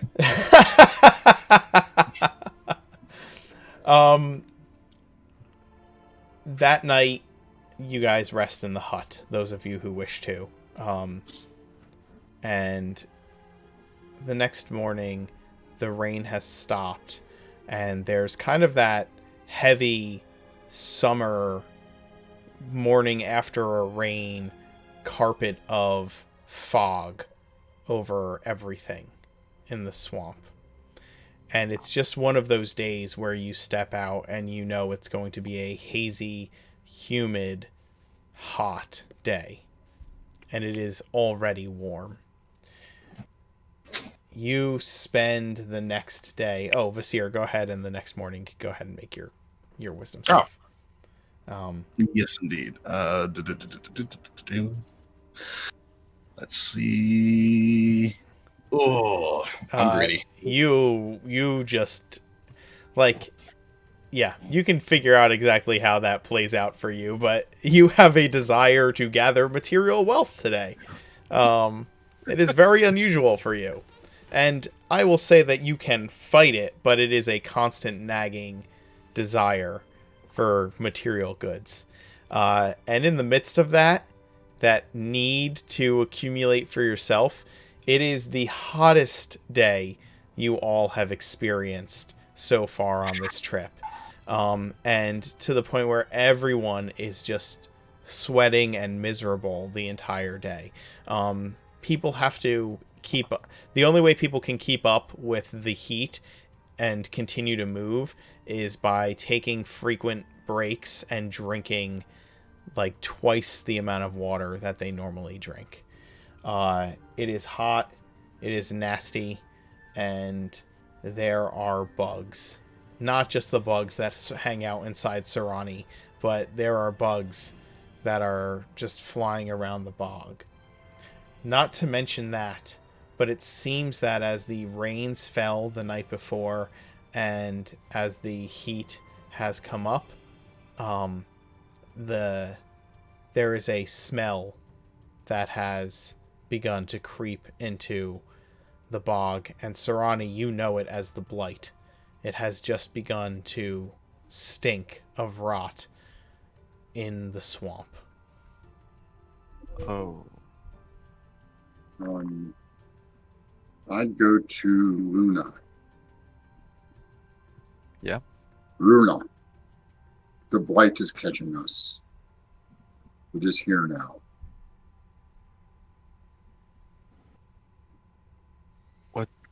What should we do? What do you propose? We must move faster. We must get out of this swamp. And quickly. Sarani, this is your worst day above ground ever. It's damp. Yeah. It's damp, that's cool, but the sun is blazing. There's not a cloud in the sky, and in the parts of the swamp that you're moving through, the canopy is actually just holding the heat in. So it's just this humid, hot mess. I've never been this hot. No. Your vines are sticking together, if you know what I mean. Yes. Oh.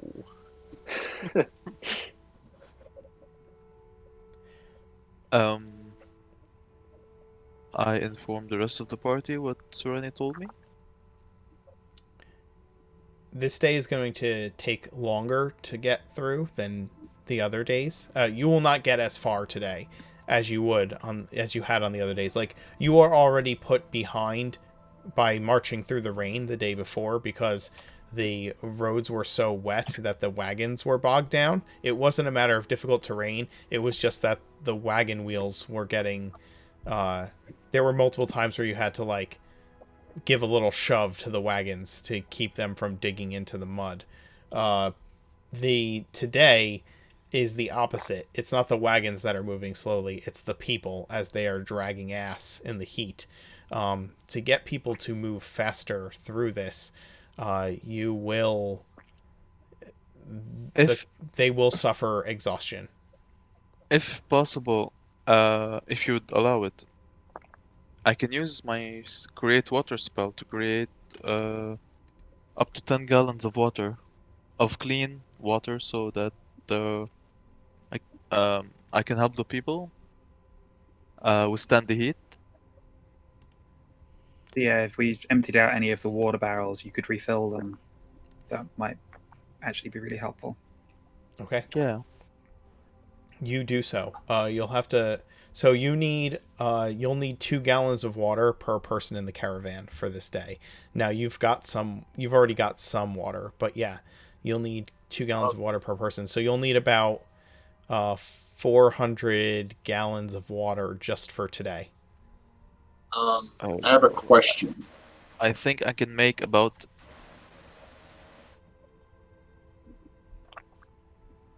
70. Luna, I think Purify Food and Drink is also available to clerics, and it's a level 1 spell. So if we took water from the swamp and purified all of that. Well, I can make it easier to do that because I have it's called Shape Water, which allows me to freeze up the fire. Where did it go? The stupid cantrip that I just had. Oh, there it is.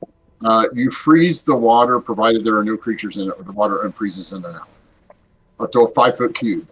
So I can literally freeze a 5-foot cube of water, drag it out of the swamp, set it down in whatever kind of container or tarp that we have set up, and then we can unfreeze it and purify it. I'm imagining that's so unsettling to see. Holding like swamp ice. Yeah, it's swamp ice. So you guys are able to like expend some spell slots to supplement the water that you have to keep everyone hydrated. And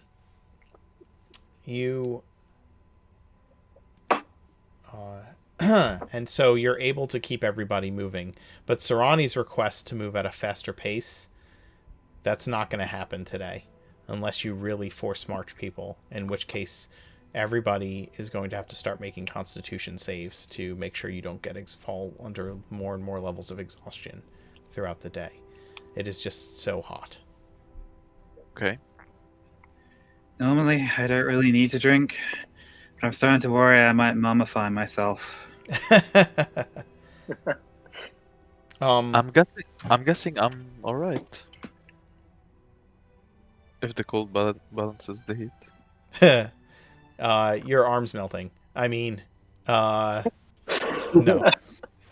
Wow, that's Mirth doesn't look too uncomfortable because of the heat, but he looks a lot more downcast than he does on other days.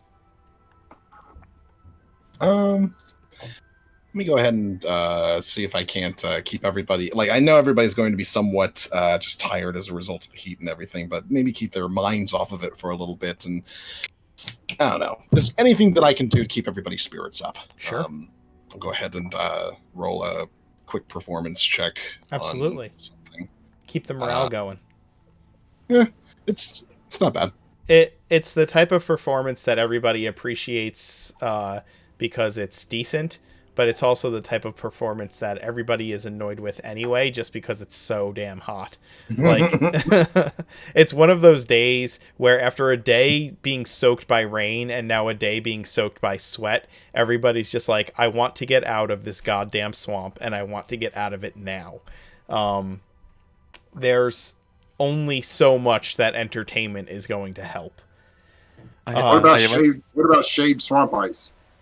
Oh yeah, everybody loves shaved swamp ice.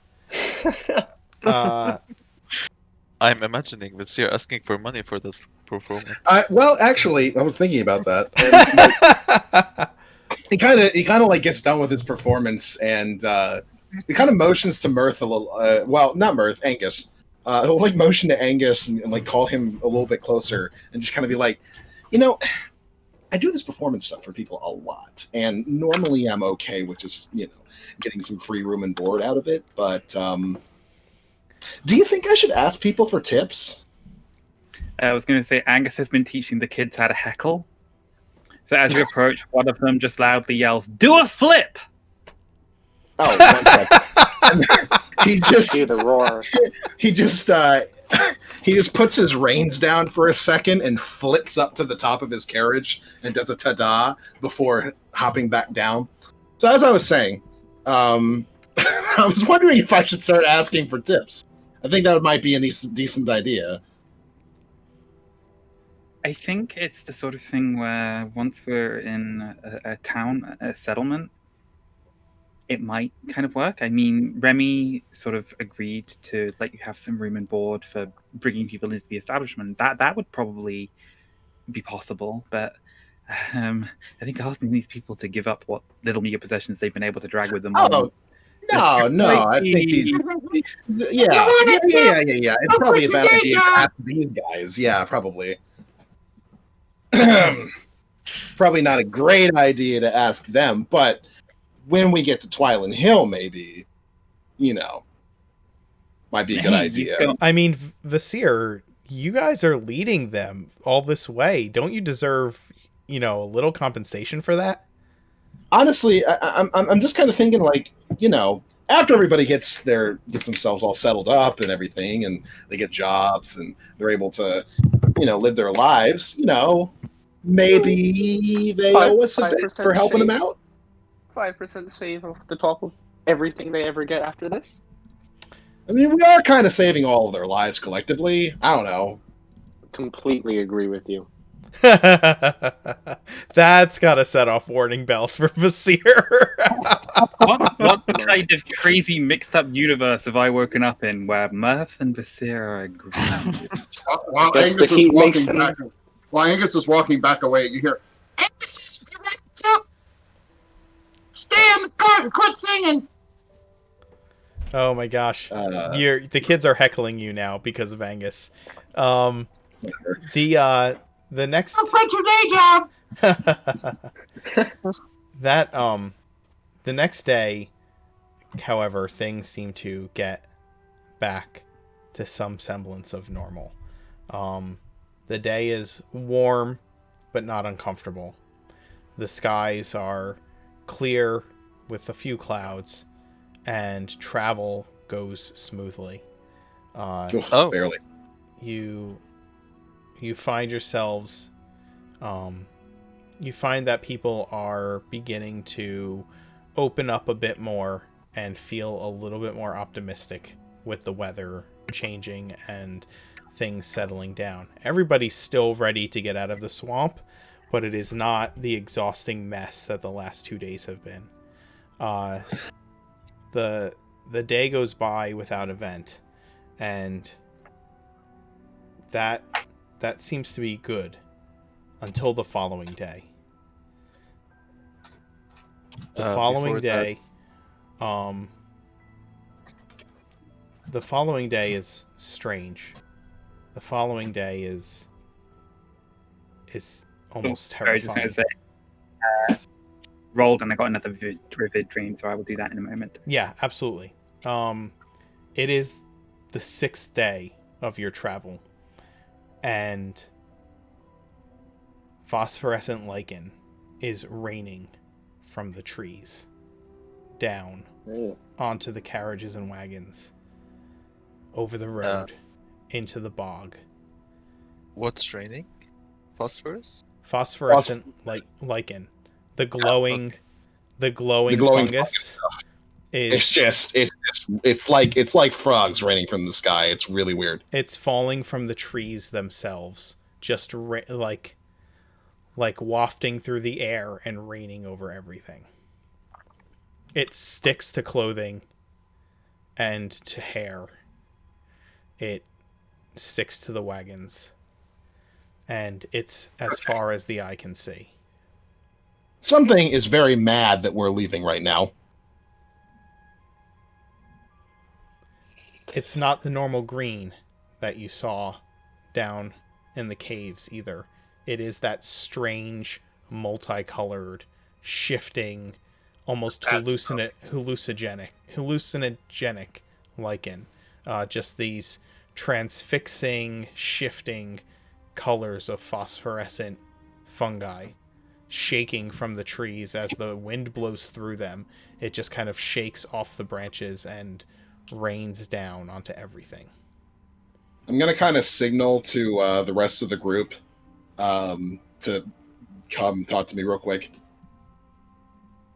Yeah.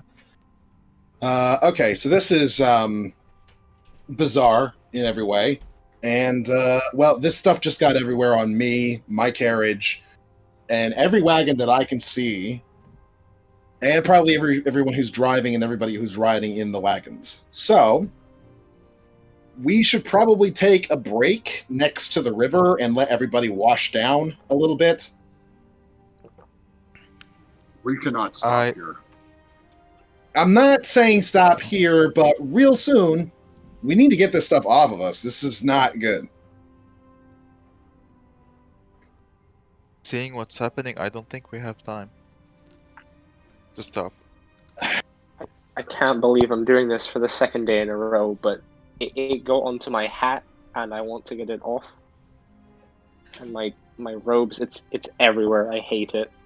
Oh yeah, It's not just uncomfortable. I mean, this stuff might be bad for us if it's on us long term. It's probably a really good idea to get it off. Is it bad for us long term?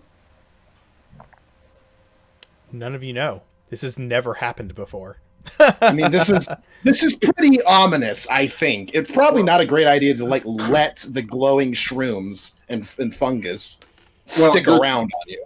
Does Serrani want to get out of here? So Serrani doesn't like this stuff. He doesn't think it's safe. He wants to get out of it first, and then we can worry about getting it off of us. That's we should go now. We can remove this later, but we must get away from it. How much further are we until we're out of the swamp itself? You think that from what you remember, do you guys have a map with you? I've probably been recording a map, but not a map of the terrain ahead of us. Okay. From those of you who have traveled to and from here, you'd had to have taken this road to get to Anchor, and by your estimation, it should have. What's that? I came by ship. Yes, I know you came by ship. I came by road, so I would have at least an idea. Yeah. You figure you've been traveling for 6 days. It can't be more than. Well, this is the 6th day that you're on. It can't be more than 1.5 day, like the rest of today, and maybe by the end of tomorrow. Hopefully, you'll be out of the swamp by then. Like that's what you figure based on what you remember. So half a day around that. A day, Probably. about a day and a half. I don't think spending an entire night with this stuff all over us is a really good idea, honestly. You can push through the night. I mean, it's a day is 8 hours of travel, right? So you have about a half a day today left, or you have the rest of the day today to travel, and then if you want to, you can force march it another 8 hours through the night to get out of the swamp. What? We'll leave this up to the people. Go on and travel around the caravan. Ask everybody if they would like to spend the night with all this stuff all over us, or if they would prefer that we travel through the night and get out of the swamp by morning and then head over to the river and wash ourselves down. Well, they have no they have no sovereign. Luna is our sovereign. Luna makes the decision. Murph, Maybe- Luna, would you like to put this up to a vote? Murph, I know this is possibly going to strain your potential a lot more than possible, but could you maybe use prestidigitation? You'd have to do it on about 200 people. Is that something that you could do? It might take upwards of a few hours, but Remember, this that is something we still could try. this stuff is still falling at the same time. It's not falling like a downpour of rain. It's falling like slowly. It's just chunks, or just like Not I'm just not like chunks. Have It's you like drifting in the air. Okay, it's like Like that. Have you ever seen Helicopter pictures from seeds? Japan where there's just cherry blossom petals like just completely over a car? That's sort of what I'm picturing. Yes, that is kind of what it's like. Like when the wind blows through the trees, like it's like cherry blossom petals falling on a. I kind of imagine them like the little helicopter seeds. Yes, something like that. Where it's not this constant, steady downpour of them, but every time the wind blows, more of it rains down over everything. So we would need to sort of get out of the area of effect before we could worry about getting clean. Correct. Because you'll start prestidigitating stuff away, and then the next time the wind blows, more comes down. Okay. I think that if we're gonna go person to person, ask them if you want to move faster or not. They'll create more problems that we already have. Maybe we should have a handful of people announce to have a handful of people announce to certain groups what we're going to do. I think that'll be better. For example, have the blacksmith tell his family and 2-3 other more families that this is what's gonna happen, because that should... Mark, are we? Oh, sorry. Yeah, go ahead. Are we near the river right now? Are you near what? The river? You are not near the river. You are near the edge of the swamp. You're about a day and a half Okay. outside of Nearmore, which is the nearest town, just outside of the swamp. Okay. Okay, And our two plans of action were you can carry on and carry on. So you can travel the amount of hours that you would normally travel in a day today, which would be a full 8 hours of travel, and rest for the night, and then pick up tomorrow, and hopefully get out of the swamp by the end of the day. Or you can ride the normal amount of time today and then force march an extra 8 hours of travel and forego camping for the night in order to try and make it out of the swamp as quickly as possible. If you do that, you will need to make you will need to make checks every hour to continue to push on.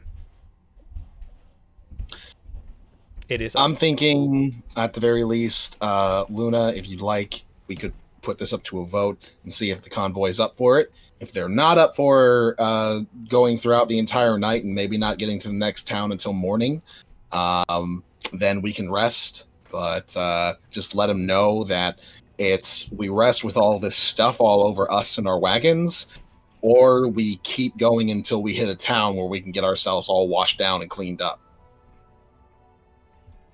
My only issue with this is that we're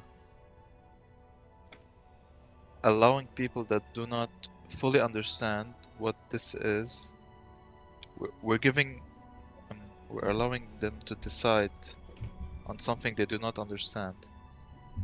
So Not True. to be entirely contrary, But to be entirely we don't fair, we don't. what Yeah. it is. We don't really understand a whole lot either. I think I'm Angus, just we making a are guess. operating on the Probably not assumption that good. it might be dangerous. yeah, Angus But and we Vasir are don't know saying for the sure. saying the exact same thing to the group.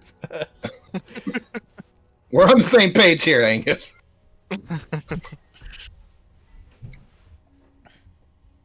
so All right. Right now, I- Ronnie doesn't want us to stop, like, at all.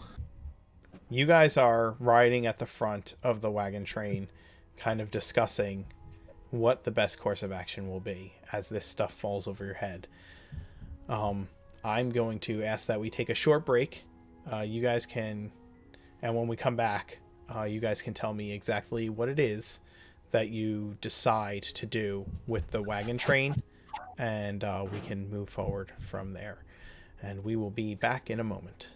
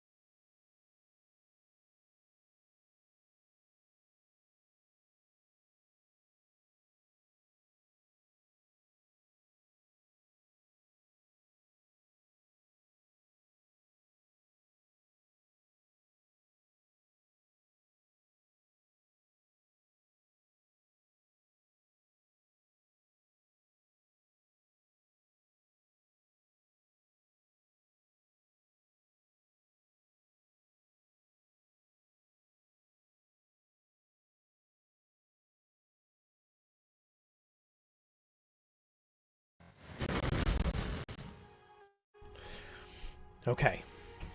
So, you continue marching at the normal pace?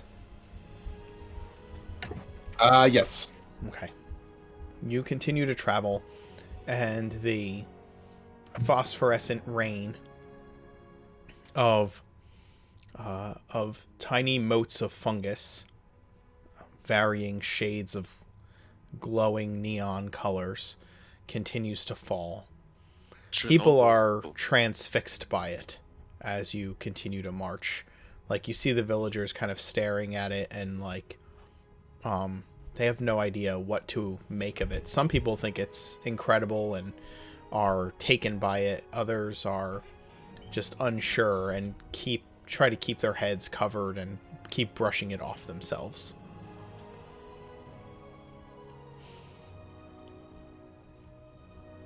When your break for your midday break, do you take the normal midday break to feed everybody and water the horses and whatnot? Because it still is happening even as you stop for that. I am voting no. Yeah, we're gonna do a forced march until we get out of this. Okay. I think that's the idea. You get through. So you march. Instead of marching for 8 hours with an hour break in the middle, you march for 7 straight. When people are finally starting to get to the point where, they are ready. They are ready for a break. You can tell. Oh, hey, Mark, sorry to interrupt.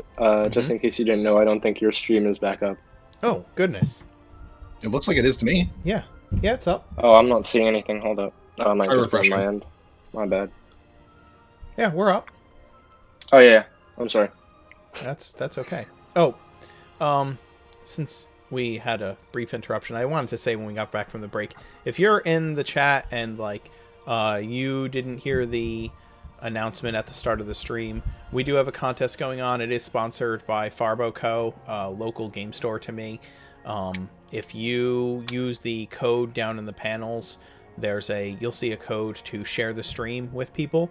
If you use that code to share the stream with your friends, at the end of a 2-week period, we are going to see who is the top of the leaderboard, and they will be getting a box of mystery D&D minis from Farbo Co., valuing around a $15 value. And yeah, so check out their store. There's links in the chat, courtesy of Nightbot, who has been a lot less vicious lately. So you can go ahead and click on their link there, check out their online store. They support the stream, and so we are asking you to support them. So yeah, check them out. Anyway, to continue, you've been traveling through this phosphorescent rainfall, almost snowfall, as you travel through the swamp, and you get to the end of what would be your normal marching day. People are tired, but as the sun is starting to go down, and there's the reddish haze of the beginnings of twilight, the stuff is still falling from the trees. So at this point, because the light is getting quite low, Angus isn't quite watching where his feet are going, and sort of trips and falls and lands flat on his face, and has another flash of the dream that he had last night, and it's one that he's had before. The death of the figure who spent a lot of time in the wilderness, fell down an embankment, grazed their leg, that got infected, and they died. Only this time the memory's a lot more clear and distinct, and he has the vivid memory of crawling back up that embankment and sort of muttering under his breath, "You are Derek Orkfo. You are Ironfane. You are not going to lie down and die like this." And so that's another name that he's now got sort of in his head, a clearer memory of who that person was. You have a couple of names now, don't you? 3 total. 3. You have Isabel, Claudia, and Derek. Isabel, Claudia, and Derek. And as these names begin to weave through you, you get a sense of both. It's like a double-edged sword. You become more assured that you have some purpose for having returned. And as these names become clearer, you sense that you have a deep connection to these souls that make themselves present in your dreams. But at the same time, they kind of haunt you and echo.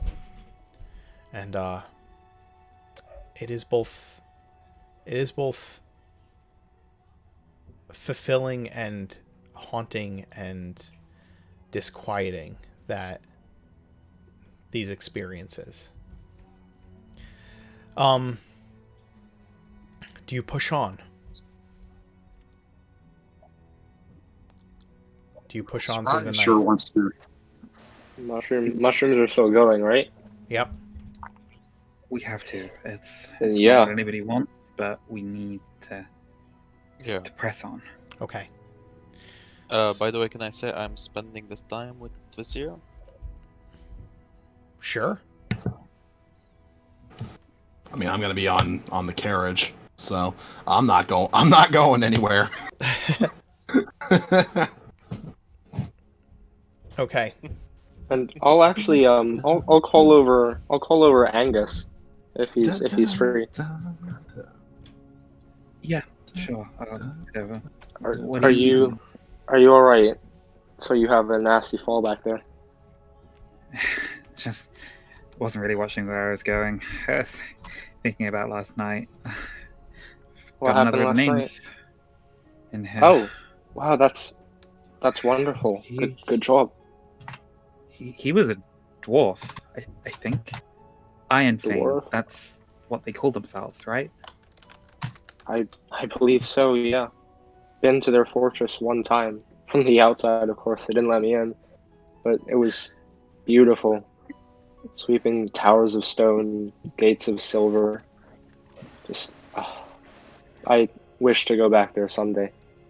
Maybe Derek can find us some too. Yeah. Y- Yeah. You wanna recount your dream to me? Oh, if you want to put it in your journal, then yeah, I can do that. Okay. I'm going to make it into a poem. As you do that, I will need everyone to make a Constitution save for the first hour of pushing through. And I will also, rather than trying to figure out, all right, so I need to pull up my notes so I can make a note of who's at what level of what.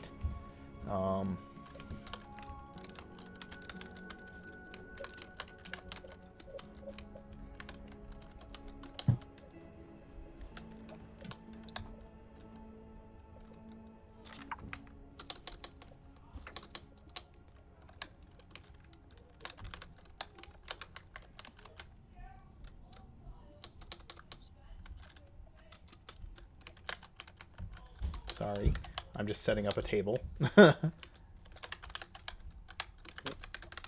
Mirth will pass the evening, scribing down the details of Angus's dream last night, Okay. and preparing to make them into a poem. Okay. Let's see. Angus, you succeed. Mirth, you succeed. Visir, you have one level of exhaustion. I need one from Sarani. You succeed. And I need one from Luna.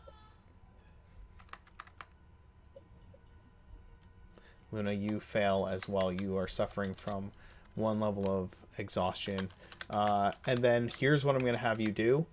I'm going to have you, for the wagon train, roll a D100, and that is the percentage that succeeds at their save. I'll roll it, I guess. Okay. 87% succeed. Nice, tough villagers. So 13% are suffering from 1 level of exhaustion. Okay. You travel an hour further.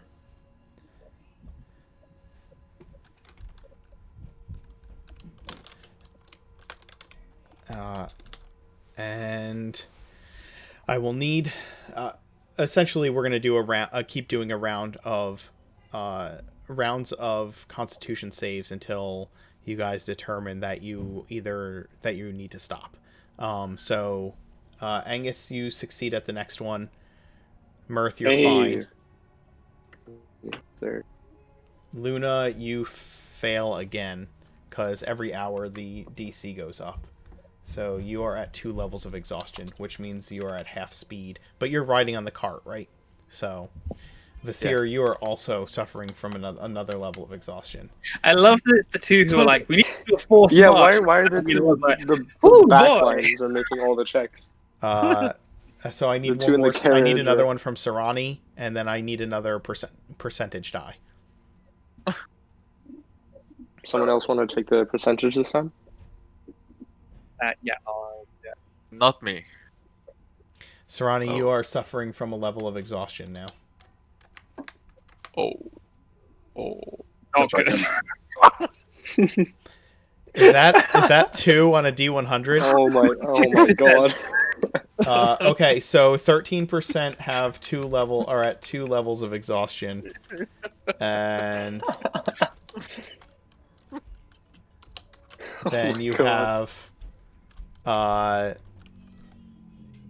have another 85% that are at 1 level of exhaustion. My. Oh god. Do you want to continue to march? We're not out of it. We're not out of the stuff Yeah. yet, are we? We gotta keep going.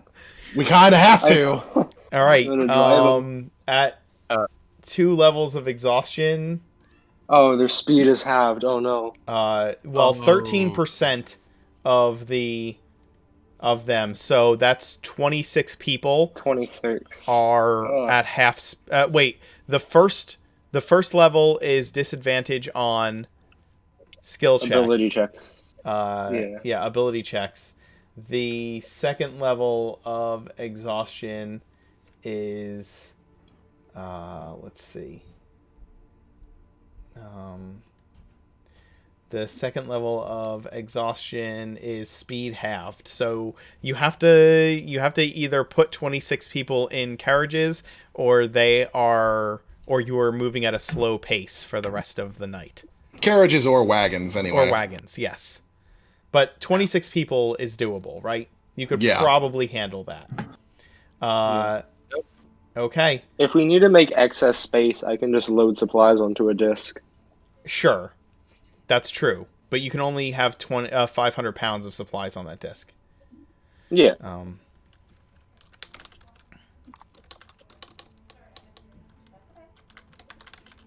Okay. Go ahead and do another one. We roll with disadvantage or normal roll? It is a normal roll. Okay.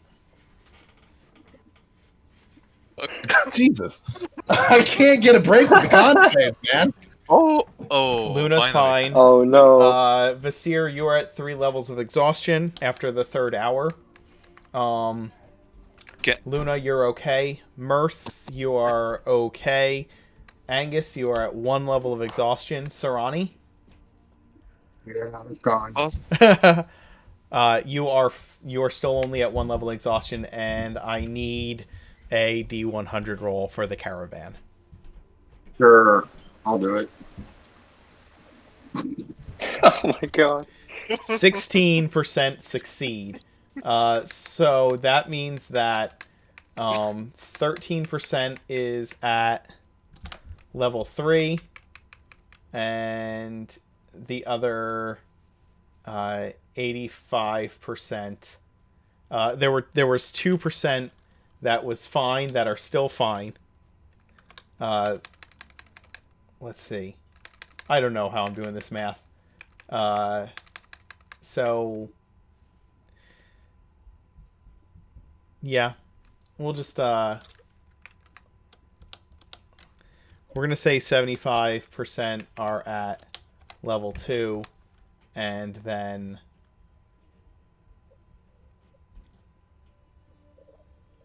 10% are at level 1.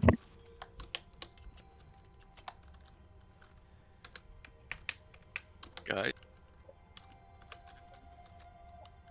I don't think this is working. I'm Not gonna doing lie, I'm fine. getting pretty tired over here. I will tell you that that means that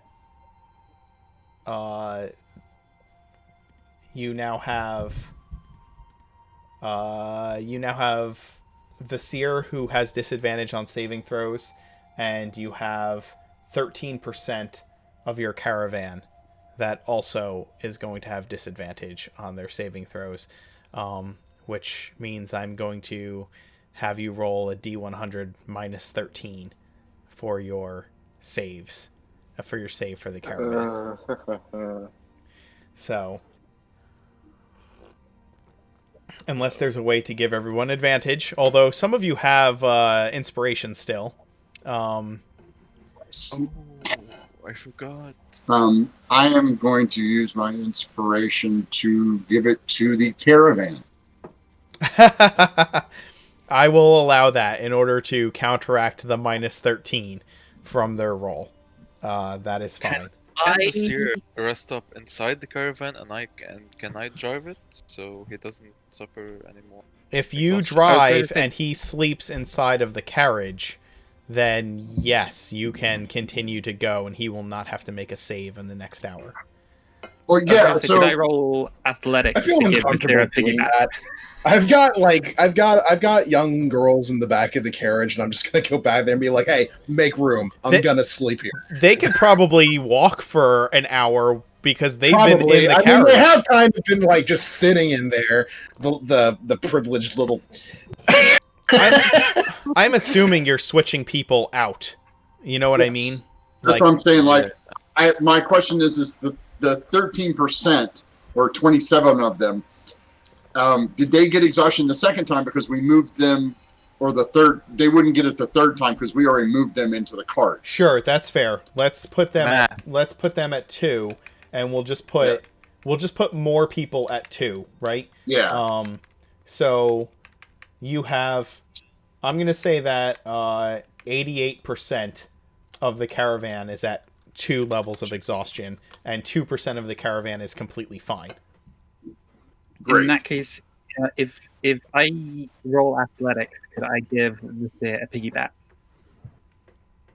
Just to see if I would be able to manage it for Wait. a full hour, and then I assume I would have to roll at disadvantage on the Constitution. You want to save try because and I'm what? You carrying. want to? Can I roll athletics to see if I could physically manage to give Vasir a piggyback for an hour? And then if I do manage that, I assume I would then make the Constitution save with disadvantage. Wow. I have a better idea. Hey, Vasir, get on the disc, and I'll summon a disc. We were putting supplies on this. Serrani is going to transform into one of the large horses, the largest horse he can see that he has seen. Have I seen a pack horse or just a regular horse? Yeah, because you saw him when we came into town because you were afraid that it was going to eat you. But Right. you have Yes, there's at least one regular. There are horses. There are Right. horses pulling the carriages. There's at least 4 horses amongst the pack animals. Most of them are donkeys, but there's at least 4 horses. Right. I was asking more of a regular horse or Clydesdale. Did somebody have one that they a plow horse? I would say in a town like Anchor, it's probably more, like Regular horse. draft horses. Yeah. Okay, so Serrani will turn into a draft horse and carry the seer up front. So he can rest and still be able to be alert. So he's not sleeping, but he's not walking. Okay. And I can still do what I do because I'm still awake.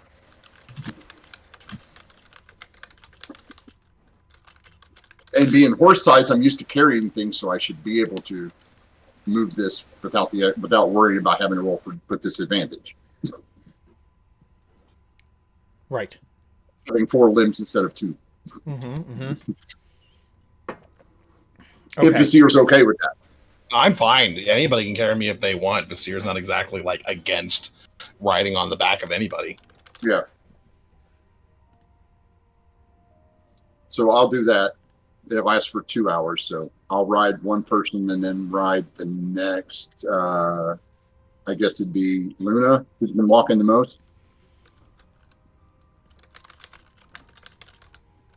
Luna's been riding alongside Luna's me. been on riding the, alongside her. on A part of carriage, what so- you're dealing with, right, is just the actual like staying awake. Vasir has literally been driving the carriage the whole time, so it's just that like, it's partially that like road, just that like road exhaustion from being on the road, like staying focused on driving the carriage and just kind of getting that tunnel vision that where you start nodding off behind the wheel.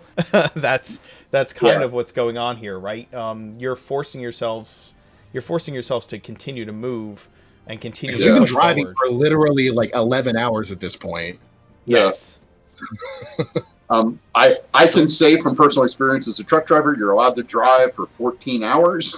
So All right, so here's what I'm going to have you do.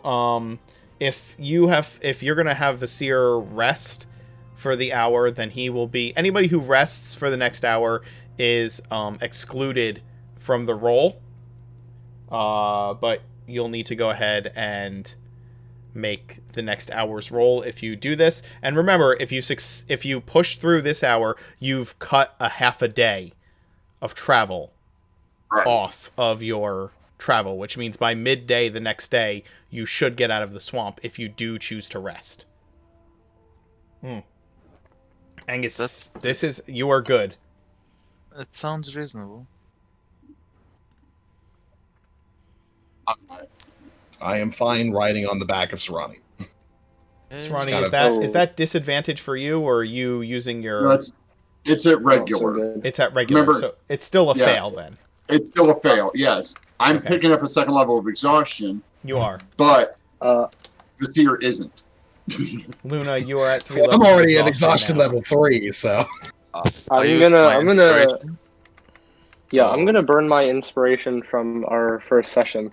Okay, go ahead. You still have had inspiration for that long? I still haven't. It worked! It worked. Okay. Mirth, you are at 0 levels of exhaustion. My debt is cleared. Vasir, you are exempt because you are resting. Luna, you are at a 3rd level of exhaustion because a 13 is not high enough to save. Angus, you rolled I'm sorry, what did you roll, Angus? 14. A 14? Okay, that's right, you saved. Okay. Angus is just going to look across to Mirth, who's still looking surprisingly like spry and chipper. You really weren't kidding. You've been traveling around your whole life. I mean, it shows. The secret is tea and fear. And he takes a sip. I'm gonna roll the 100. Okay.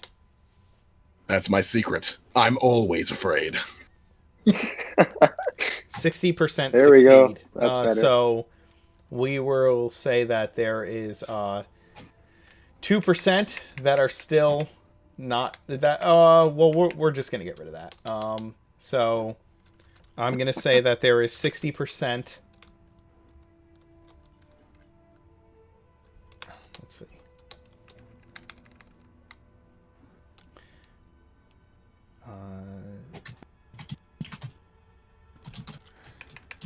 Out of that 60%, there is 2% that are now at a one level of exhaustion. That leaves 58%, which means that there are 58% that are at 2 levels of exhaustion. And then there is 30% that are at 3 levels of exhaustion. That is not enough. That's 40% that are at 3 levels of exhaustion. Sorry. And what Guys, about should we rest? we have to can somebody roll for sharp eyes? Sharp eyes. Yeah. Let me make 4 rolls for sharp eyes. 2, 3, 4. Yeah, he's a 3. So we have to stop because Sharp Eyes and I both cannot lead us through the swamp anymore. I'm at 2.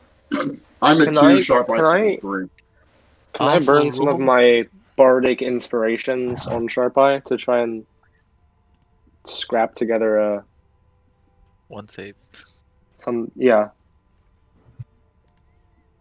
like Yeah, retroactively? if you roll a bardic inspiration for his second or for his third one, he might succeed on that. He needs a 13. So there you go. So he has 2 levels of exhaustion. Okay, then he's fine to work because me and him are both at 2. If he was at 3 and I was at 2, I don't think we could keep going. So if we're both at 2, I think we got one more. Have we made it outside the The swamp yet? No. the I don't think the light I and could rain? going. Is it still coming down, or are we It has beyond that? It's a bit slower, but it's still coming down. Only because Maybe the wind one more is hour. mainly the wind is calmer. You've traveled for 4 hours, so you've cut down the next day's travel by 4 hours. By midday tomorrow, if you rest now, by midday tomorrow, you will be out of the swamp. I say we push on. At least one more hour. I agree. Okay. Go ahead and push on 1 more hour.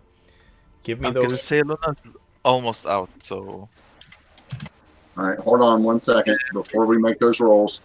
Ease up, everybody. I'm gonna give inspiration to who's doing bad right now. I'll give inspiration Vasir is to unconscious. Luna. Vasir is sleeping on Sarani's Yeah. back. Okay. Then I will give my inspiration die to Luna, Serani, and Angus. Okay, so it's a D8. So you guys can all add a D8 if you don't Alright. meet the threshold. Luna, Sarani, and Angus. And then, again, Sharp-Eyed is at... Ooh. And I will give myself guidance. Mark, I have disadvantage, right? You do. That's for Sharp-Eyed. Sharp-Eye's at 2 levels. Let's see. Mirth, you suffer 1 level of exhaustion. Okay, this is the first. Makes it 7. Angus... Yeah, I can add a D8, right? Yes, you add a D8. Angus, you are at 2 levels of exhaustion. Oh shit. Luna, that's a 15. That succeeds. Yeah. Hey. Whew. You are still at 3 Worked. levels. I have a 15. Sarani has a 15, so he saves. Somebody roll for Sharp-Eyed. He got a 7. I'll tag Okay. inspiration onto that with my last inspiration. Are you sure? Because he still fails. Okay. Then if there's no way he can't make it, then I won't. He would need to roll an 8 on the D8 to make it. Yeah. I'll keep it if you're okay with that. Actually, you know what? No, I already burned it. Okay, that's fine. He is at 3 level. He's at 3 levels of exhaustion now. And somebody roll the D100. Not me. Roll high. Whose turn? It's Angus. No. 9. Okay. Yeah, we're done. Yeah. I tried. I tried. So Wait, do you still have you have inspiration? No, I used it last time. yes, he did. Okay. Oh, All right, I thought so- I At had it. least in these several hours, able to get like out of all of the stuff falling on us. Anyway, You've reached a point in the swamp where the swamp is thinning out and you're starting to see more solid ground and grass. I'm The fine sky is with that. opening up, and although the lichen is still falling in the swamp, only a few bits of it are drifting in your direction. You're not at the town, You're not at the town, but you are towards the edge of the swamp. You think in another hour you would be out of the swamp, but at this point, 40% of the caravan is at 4 levels of exhaustion. So I don't know if you want to push on anymore. Well, we can't. I'm If I fail another one, we'll get lost. I can still go. Sharp Eyes. I'm gonna say Luna's unconscious. Did you fail? No, you succeeded. Yeah, 3 levels. Yeah. I still have 2. I mean, technically, Mirth and I are still up.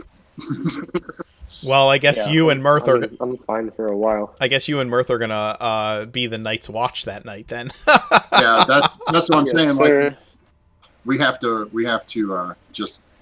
stop now. There's no way to go on with this many people being this bad off. Okay. You spend the night here. You spend 8 hours resting here. At the end of that 8 hours, each of you that have are exhausted reduce your level of exhaustion by 1. Yay.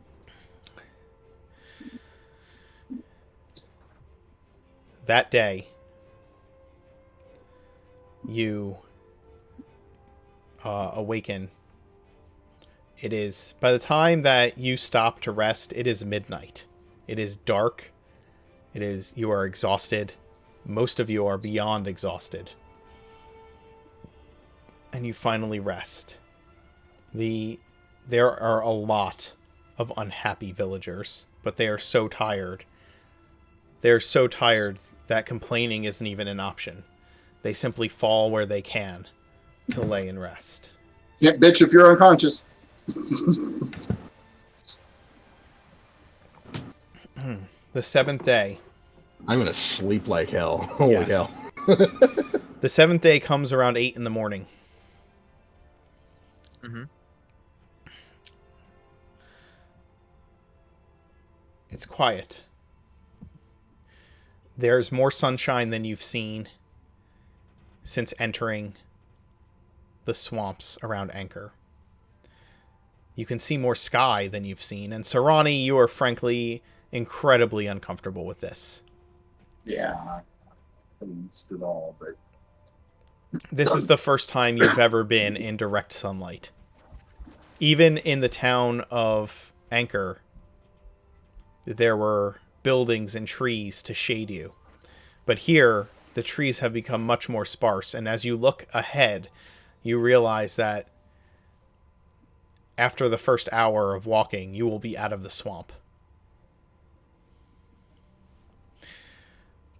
I've never been out of the swamp. So for resting the entire night, just as something, how many exhaustion levels is that? 1 level lower. Okay, so I'm still at Yeah. 2. Yes, so Vasir, you're currently at 2. Luna, you're at 2. Mirth, you're fine. Angus, you're at 1. Sarani, you're at 1. Sharp-Eyed is at 2. 40% of the caravan is at 3. 58% is at 2. And 2% are at 0.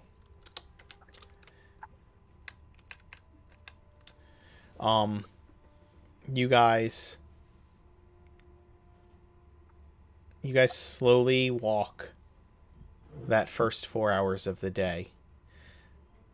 Nearmore begins to rise over the horizon right around the time that you would break for lunch.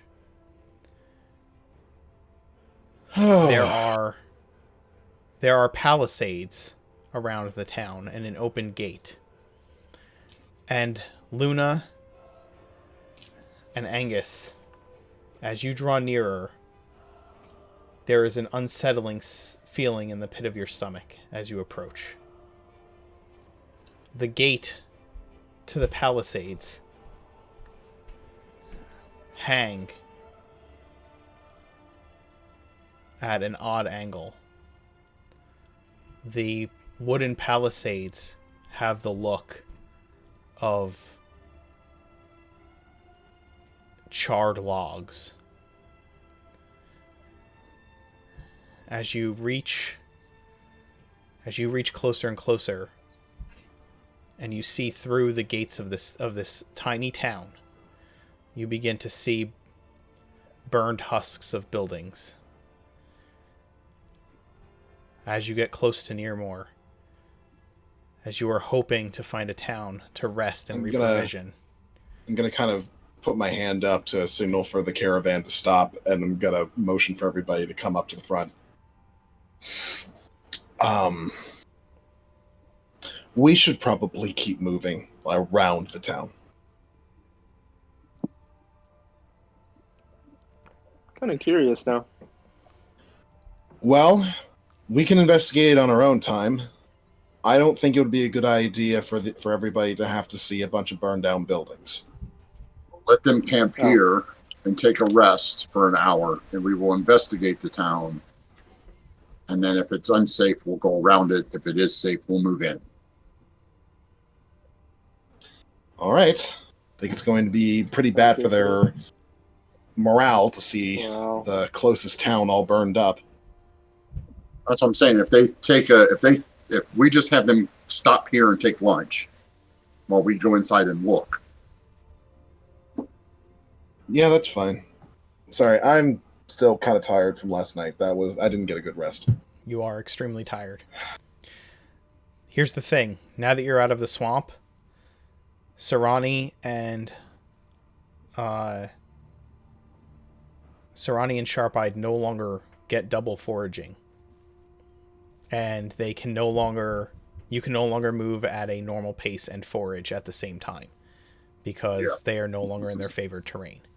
And any difficult terrain you run into, now that you're in the grasslands, is going to count as difficult terrain. But you are on a road.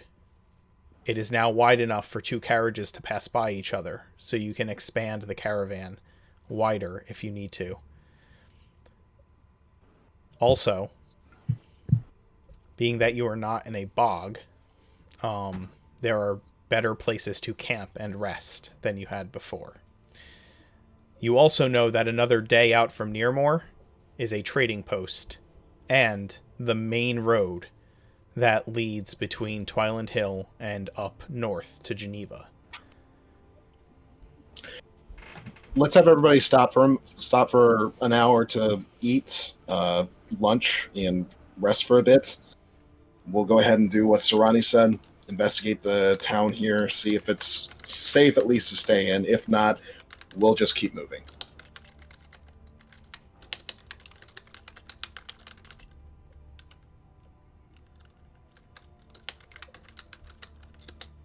Okay.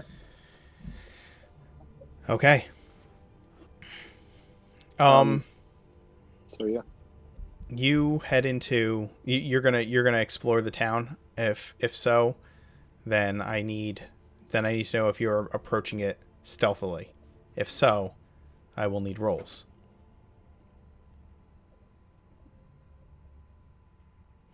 Mirth will turn invisible as soon as they draw near. Okay.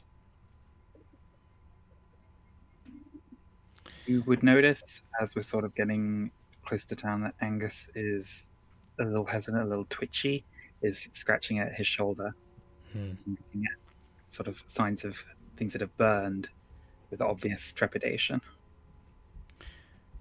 I wonder how the guard captain is. Very, very rude man. I will say that those of you who traveled to Anchor on foot, would you have stopped at Nearmore? Because this is at the very entrance into the swamp on the only road that goes down towards Anchor. So I was wondering, would you all have stopped here on your way to Anchor? I probably did. Okay, then the town was fine, like a month ago or however long ago it was that you traveled down to Anchor. In fact, let's see, I know when it was. So the campaign started for you guys. Almost a month ago in game time. It was 1, 2, Okay, not almost a month ago, but it's been about 3 weeks since you got to anchor at this point. That you are. Oh, it's been almost 4 because you just traveled for 7 days. So it is the.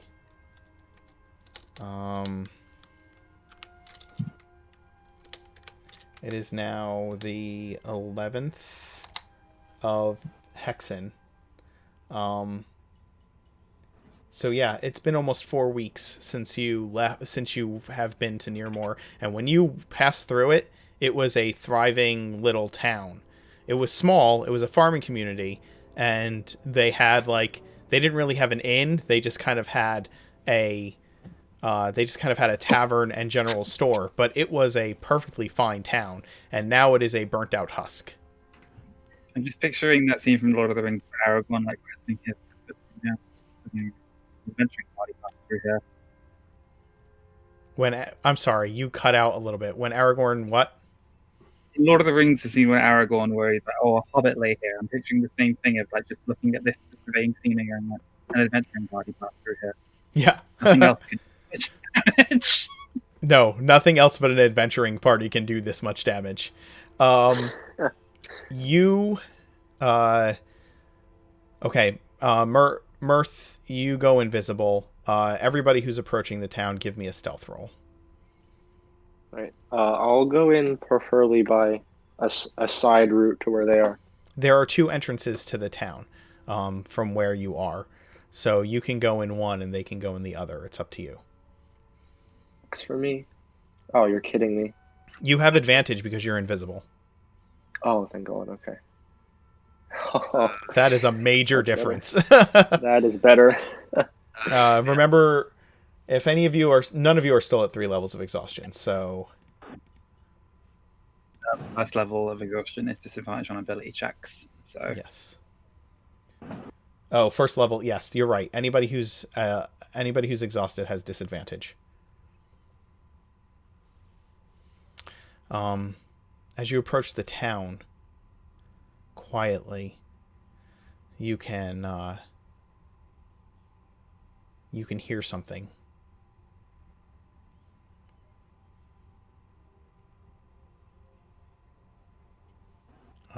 It sounds like something chewing with its mouth open very, very loudly. You don't hear it till you get close. Oh boy. Getting my stick out. Are you not moving quietly towards the town, Vasir? Or are you just walking? I'm just walking normally. I'm not a stealthy person in general. I've never Okay. really learned how to be sneaky. Are you letting them go up ahead of you, or are you just kind of marching? Yeah. Okay. All right. Angus, as you're the first, you would be the first to reach the town, and you'd be the first to have a good view of inside the town. You notice several things. All the buildings are burned. As you kind of peer through the palisade gates, all of them, every building in town is burned to the foundations.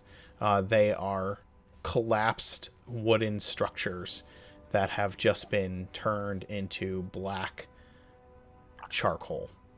In the center of the town is what looks to be a burned down to ash huge bonfire with a strange looking burned out effigy of something that is just kind of fallen on top of this. The burnt bonfire in the center of town seemed to be purposeful. There's a stone ring around it, but it is burnt. It's just what remains of a bonfire, and there is some kind of wooden effigy type structure that has been that is just barely the frame of itself, kind of lying on top of this space of a bonfire.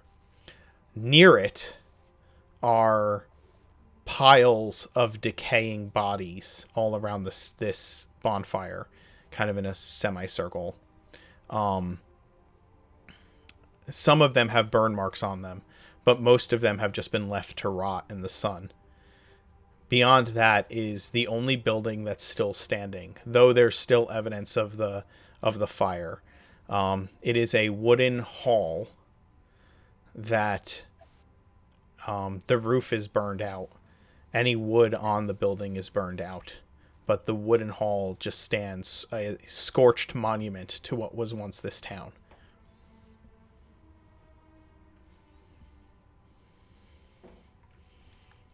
Holy crap. Angus just sort of turns back from what he's just seen, with a very vacant, blank expression, and is just leaned back against the gate, just completely unseeing, just trying to take in everything that he's just seen. What the heck happened? As you begin to look closer, Angus, and well, those of you who move up stealthily, you'll have seen this in time to kind of warn the others if necessary.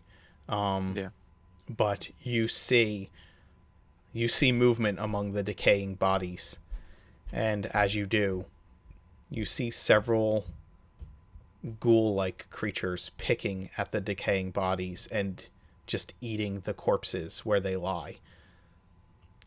The flies buzz and the stench of death is all in this place, and it has drawn carnivores, undead carnivores, or should I say scavengers.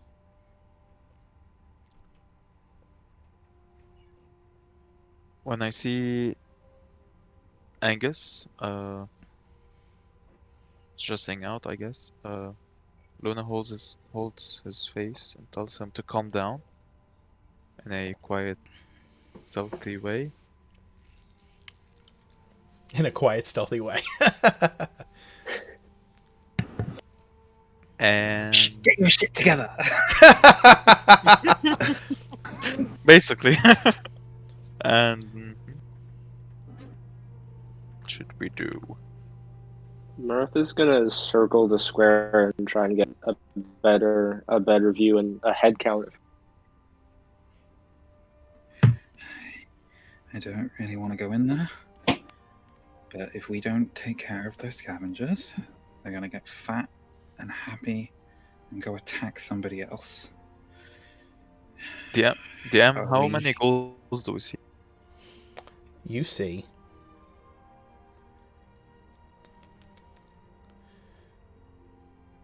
60.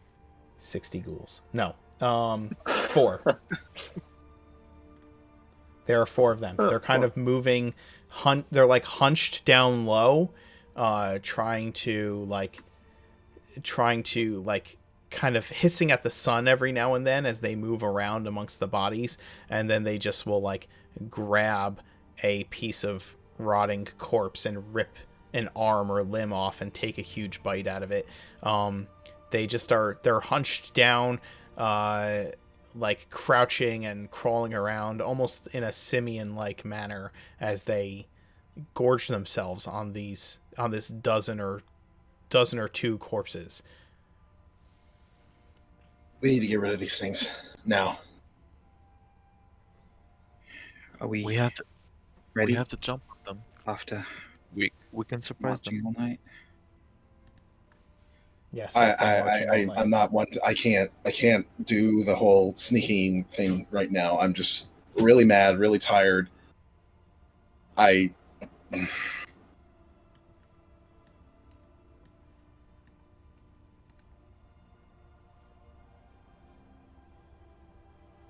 go on your mark.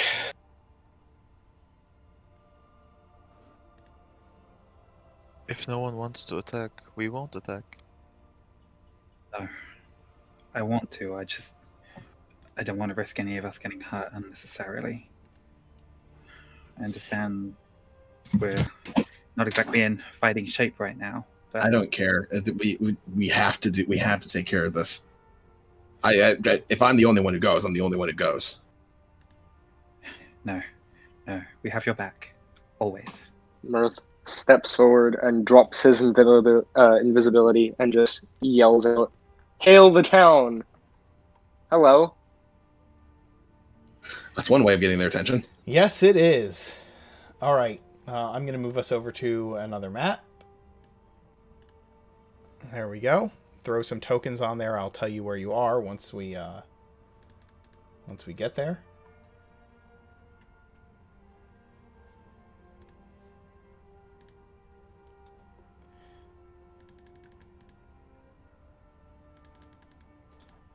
Mirth, did you go in from a different direction, or did you decide to just go in the same way everybody else was? No, I took a different entrance. Okay. All right.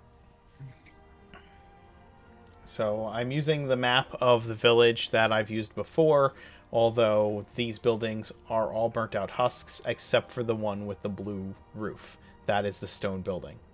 Okay. I gotta fix our map for Discord so that everybody can see what we are looking at. This map is brought to you by Neutral Party on Patreon. You can find their link down below as well. They're awesome. Check them out too.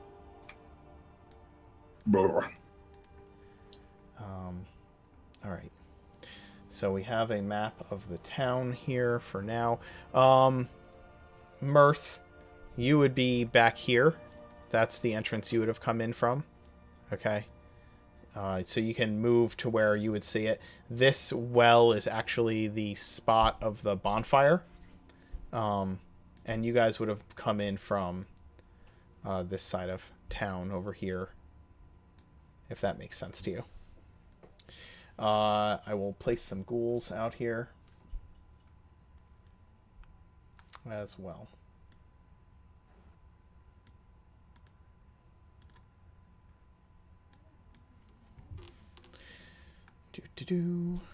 All right.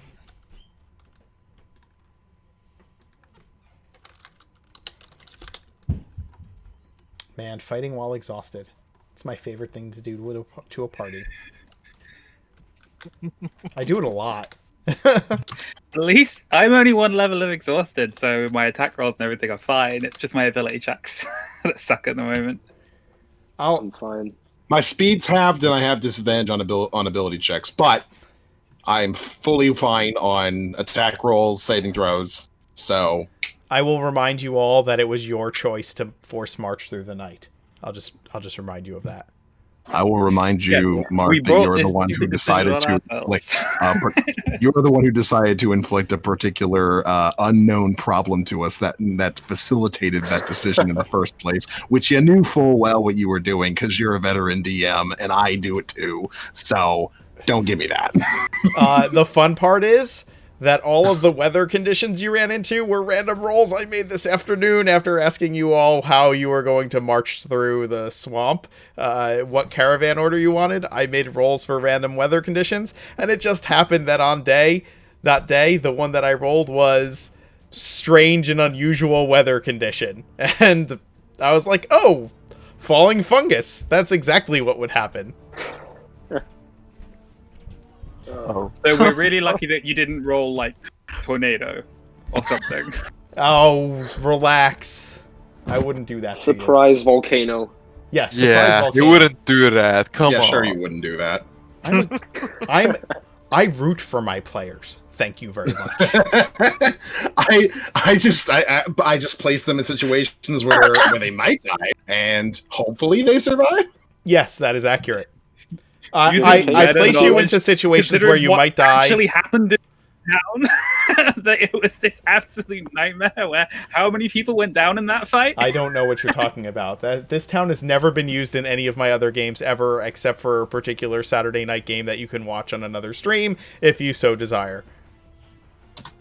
Shameless self-plug as well. I never shamelessly self-plug. By the way, you can check out our Discord channel as well. Tomorrow. Yeah, you get really good at the whole marketing thing. Well, it is. My name is in the name. Yeah. Hi. You're back. Yes. Sorry, the lady at the store cheated my son out of a $10 bill. Ooh, that's not good. You had to go give them a No. piece of your mind. Yeah, I just went and got my $10 back. That's true. Well, let's catch up real quick. We got to the town, but it's all burned down. Now there's a bunch of ghouls that are eating dead bodies. Ghouls are bad. So we're going to take care of those. We're Yes. about to die. Yes, they believe they are going to take care of those. Yes. But So I Mark roll roots for for his. initiative. Do you root for Surani most of all? But Tish.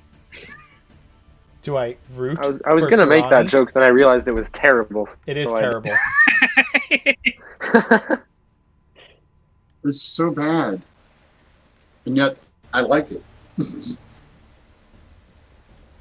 There you go. Sorry, Oh. Lucy in my group, she plays a bard, and her form of inspiration is making terrible puns.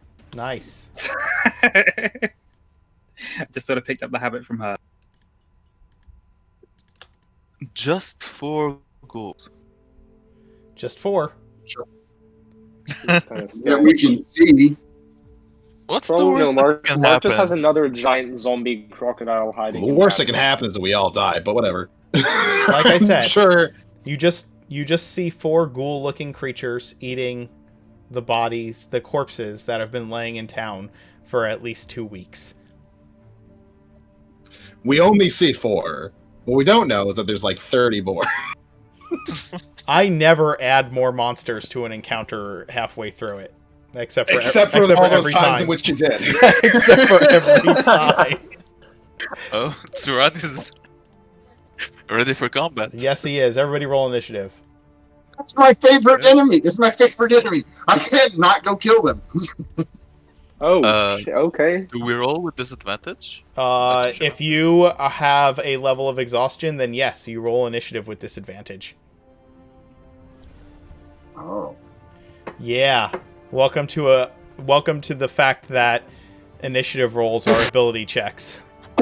Oh damn! I say to your disadvantage. Jesus, Luna! Negative God 1. damn! Oh my Wow. god. Luna has negative initiative. She I starts. love Angus and I both rolling a 19 and a 22 on our disadvantage. We're both Meanwhile, like, you want to put disadvantage on us? Please. yeah, and meanwhile, Luna's like, "Oh, my initiative usually sucks anyway. How bad can it get? -1." Luna just takes a nap at the start of combat. Luna doesn't Luna act. gets to go. Luna gets to go every other round. I gotta Eh, fix. Luna's used to going last, and she does it intentionally. I It's a gotta- strategical thing. yeah. She has to make sure everybody is okay. So she has to let a Tactical round of maneuver. battle go so that she knows who to heal. Yeah, that makes sense for where Mirth is. You guys, that makes sense. So Mirth announces his presence from across the town, and the 4 ghouls look up at him and charge. Oh wait, did my initiative not register? I'm at No, I guess I'm not. at 23. You're also at 23. Yeah. Did you are you Yeah. exhausted? Nope, I'm not.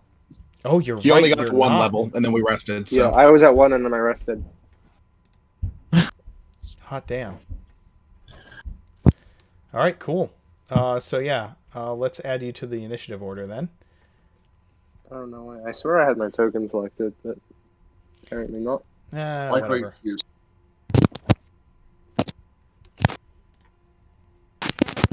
Somebody's making lots of staticky sounds. There you go. Mirth, why are you all the way down there? You should be up here. What's your Dexterity is 16. dexterity of 16? Okay.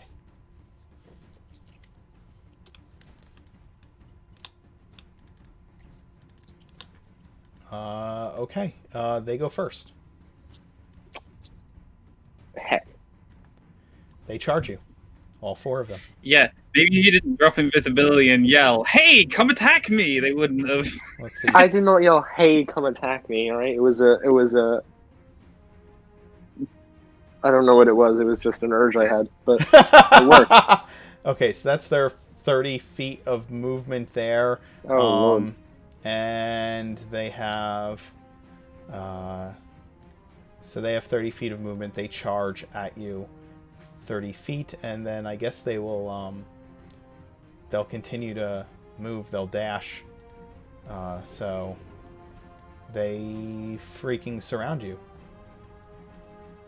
and they are like, so these creatures like surround you, and they're dancing around you, kind of circling in a very like I said, in a very like simian ape-like manner, just kind of banging the ground and snarling. Their giant, nasty tongues are like hanging out of their mouth like venom, and they growl and snarl, and just this disgusting stench of rot hits you as they get close.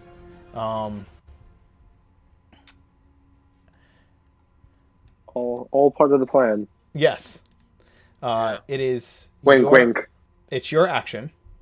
Great. You, any creature that starts your turn within 5 feet of these things must succeed on a Constitution saving throw, or you are poisoned until the start of your next turn. So, shit, okay. go ahead and do that. You fail. Ugh. You are now poisoned.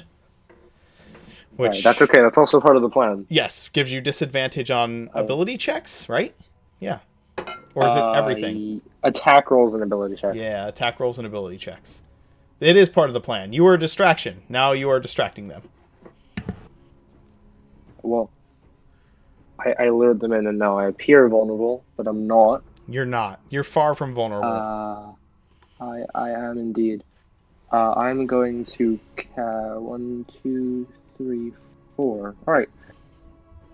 So, right here it says, when a creature starts its turn within the spell or enters them during its turn, I've already started my turn, and I'd be leaving them. So would I not be subject to the spell? To what? The spell says each creature that starts its turn in the spell or that enters it during its turn.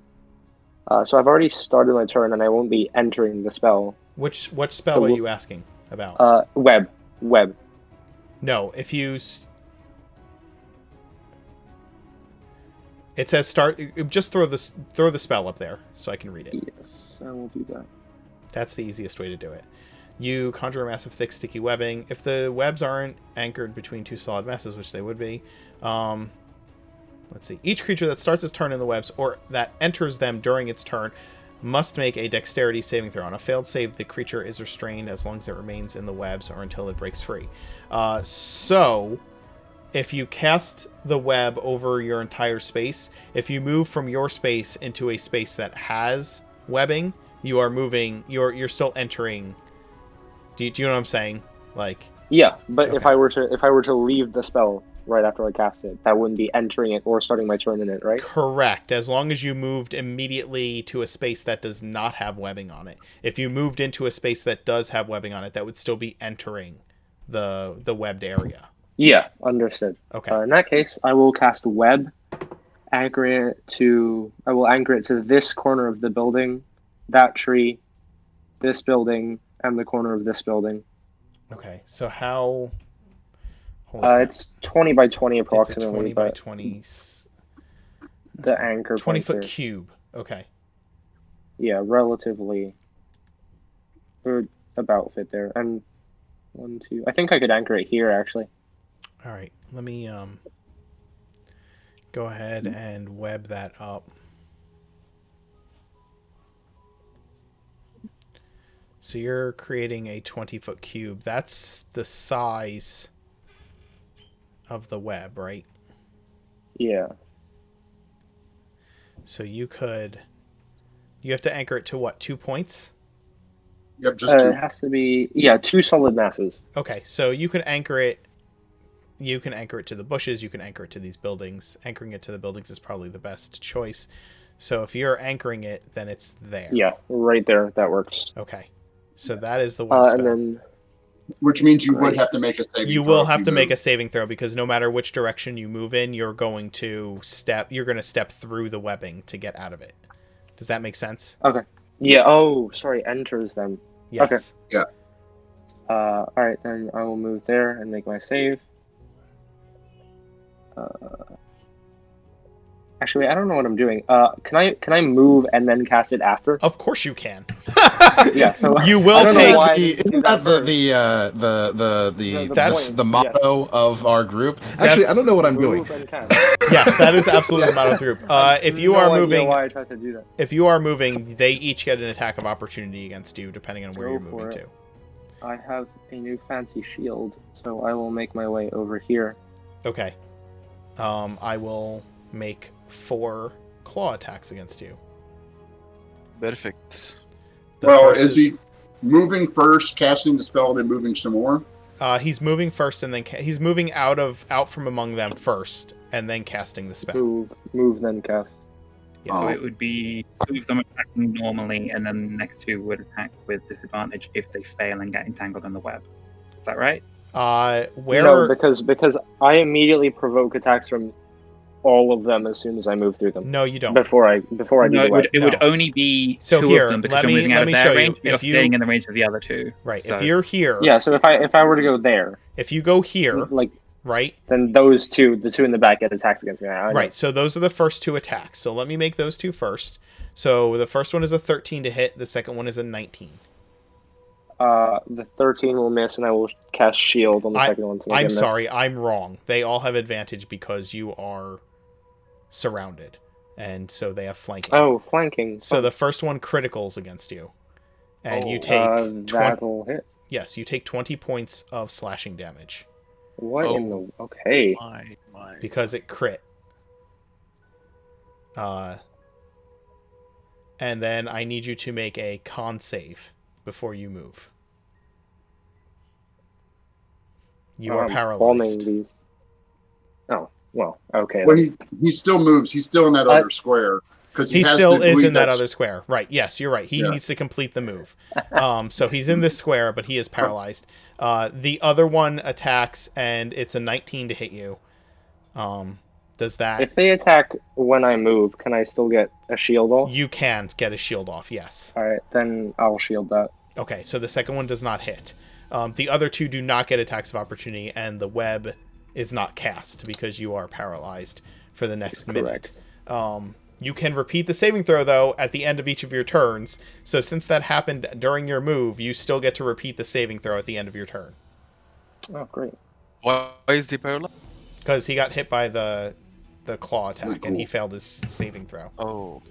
I think you failed it again too. That actually succeeds. Oh, it does. All Oh, right. It is a thank God. DC 10 saving throw, so you are no longer paralyzed. Yeah, that's good. I don't want any more of those 20 damage crits. Angus, Shit. Mirth tries to do something, and he stops short and just kind of stands there dazed for a moment. It was really cool in my head, I promise. You're not sure what he was trying to do, but you're pretty sure that it would have been cool. My movement gets me up to about there. I'll then take an action to dash. Okay. Seer, do not get in the middle of them That's my cunning action to dash. Why not? because I'm getting Then- ready to cast a spell that's going to encapsulate all of them, but it will hit you if you're standing in it. Did you I guys take will- Sharp-Eyed with you, or did you leave him at the caravan? Left him at the caravan. Yeah, we didn't say Yeah, we were we taking left him them. with us, so. That's fine. I just need to know if I need to throw him into the battle. We're gonna need to make a token and connect his character sheet on D&D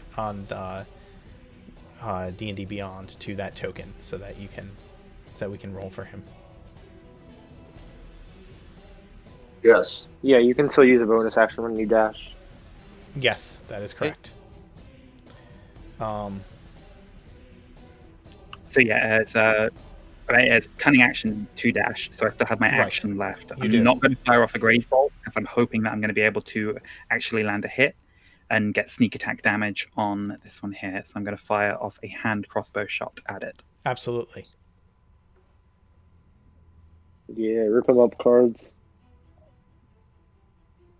Unfortunately, your attack flies short of as you're running. You know, you're kind of making this running shot off the hip, and it just flies past the ghoul. And that's my turn. Vasir? Seer's gonna kind of do a little bit of a hand movement to channel his key for a second, and go ahead and do a dash and a move all the way up next to Angus. Unfortunately, my movement speed is halved. Otherwise, I'd be able to go the entire way on a single dash. But Yeah. whatever. Man, that exhaustion. It'll kill you. Yeah, I still have like a 22-foot movement even with the exhaustion. Yeah, that's so not ridiculous. Much slower than a normal person. So ridiculous. So gonna get there, and if I ready an attack action, Mm-hmm. can I use that attack action plus my turn's attack action on the next round, or is it just gone at the end of the round? I'm sorry. The readied action goes away at the start of your next turn. Yes, your Yeah. readied action. Alright. It If is it's not triggered. so you're basically taking your action and setting it to be a reaction. You uses your reaction, so it resets at the start of each of your turns. Okay. Well, I'll still just go here for now, Okay. just in case they decide to start swarming Angus as well. Are you setting a reaction, or you? I'll set a reaction to take an attack action as soon as anybody gets in my range, if Okay. necessary. So did you? Let me ask you this: did you dash as a bonus action? Yes, Okay, you did. Okay, that costs a that's key fine. point. Yep. All right. Do you So throw a dart? I could throw a dart. yeah, you could throw a dart. That is a might as well. ranged monk attack. Well, yeah, I can go ahead and throw a dart. It counts as a monk weapon, so you still use your monk, all of your monk Yeah. stuff. That's with it. true. So it still does the. The monk. Actually, it increases in damage as well. Yes, it does. Yeah, a Um, dart because a dart counts as a monk weapon. It is a ranged monk attack for you. It's a Okay. ranged martial arts attack. Yeah, I'll toss a couple darts at this one. Okay. Badoop, and Badoop, and Badoop. If your movement is halved, Luna, and you dash, it is 15 each time. You don't get your normal movement for the dash. It is your speed is halved, so it's not your movement that's halved. It's your speed. So your speed is no longer 30. It's 15. Okay. Except for Vasir, whose movement speed is 20 when it's halved. Because I have 45 feet movement normally. 45 feet. Yeah. That's ridiculous. I'm Genuinely faster than most beasts. I am genuinely considering taking the mobile feat just to keep up with you. Yeah, that means if your movement is halved and you dash, you move 45 feet. So Mm-hmm. okay, so you threw your darts, and they both hit the creature. You threw them both at the same one right here, right? Yes. Okay. You deal 16 damage to this thing. So- just 2 darts hit it in the back. As a bit of narrative flair, essentially, what Luna sees is Vasir kind of put his hands together for a moment and do a quick chant as he just blurs forward, and then he just kind of lands next to Angus and takes 2 darts out off of his belt and tosses both of them towards one of the ghouls, just going, which have a lot more impact than a dart normally would. Yes, they do. They slam into the ghoul, and it's kind of that anime action movie moment where like their arms flail out in front of them and they fly back just a hair of a step, and the 2 darts land in the thing's chest, and it kind of like growls out in pain. Just Sarani? twirl my staff as I land. Sarani goes 5, 10, 15, 20, 25, 30. And then Sarani does this. Luna's close enough to see it. Sarani goes, you see Sarani kind of, like Sarani's picture, you see this ball of energy kind of form, and then this happens. Kame.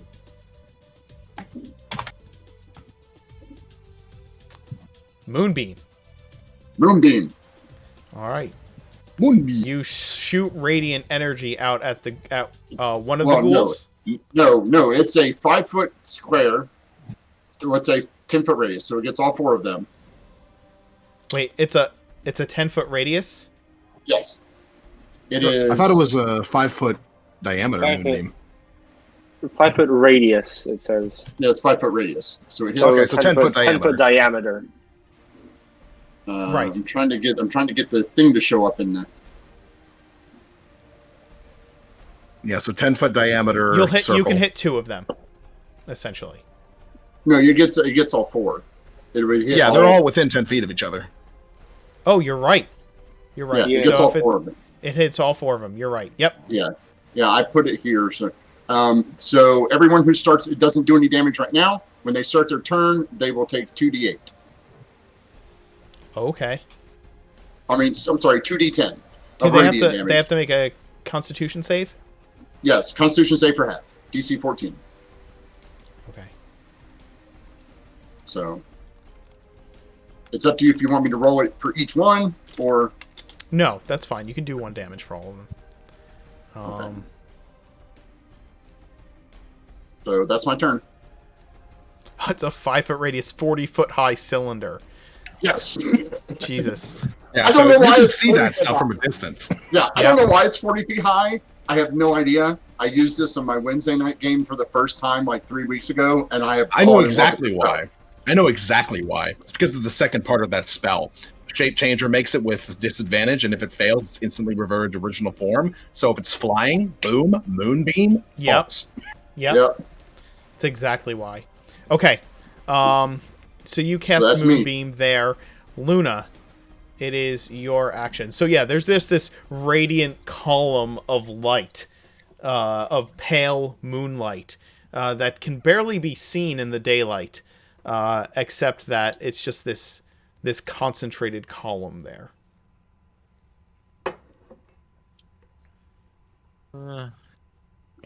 So after 60 years of waiting my turn, Oh, she'll dash to get here and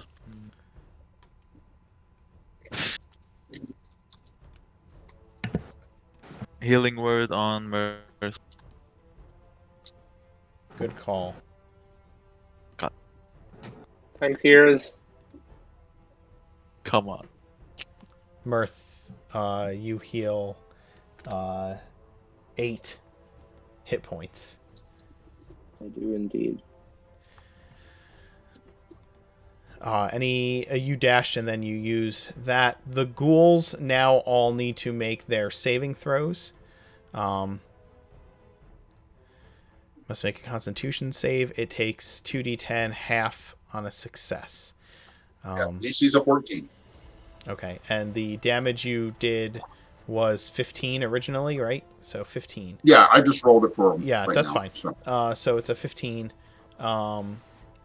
Okay, let's get some saves going. And it's radiant if that matters for them. I will let you know. The first one fails. The radiant does not make a difference for them.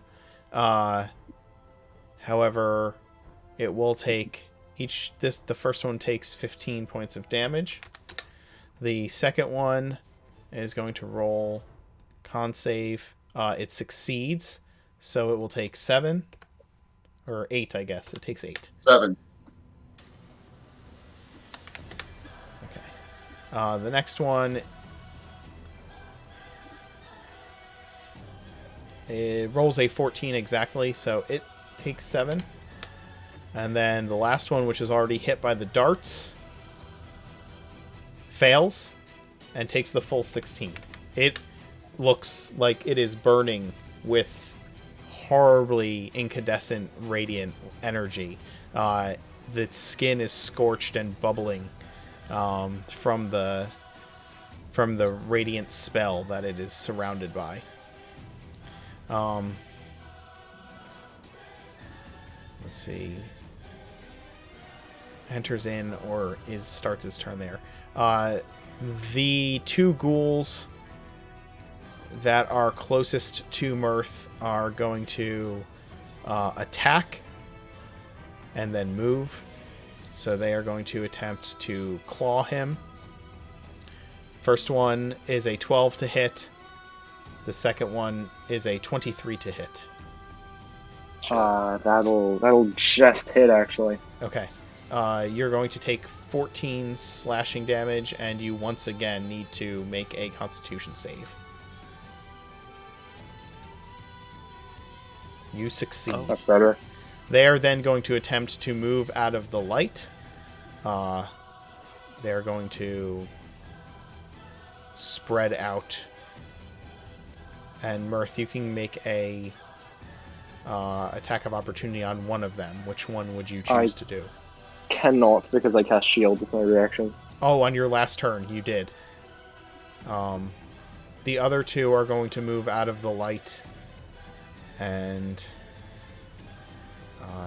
they cannot surround you if they want to not be in the light. I'm sorry, did I giggle out loud? But they will each try to claw you as well as they pass by you. 11, 23. Yeah. Okay. You're going to take 10 damage from the one that rolled a 23. Ow.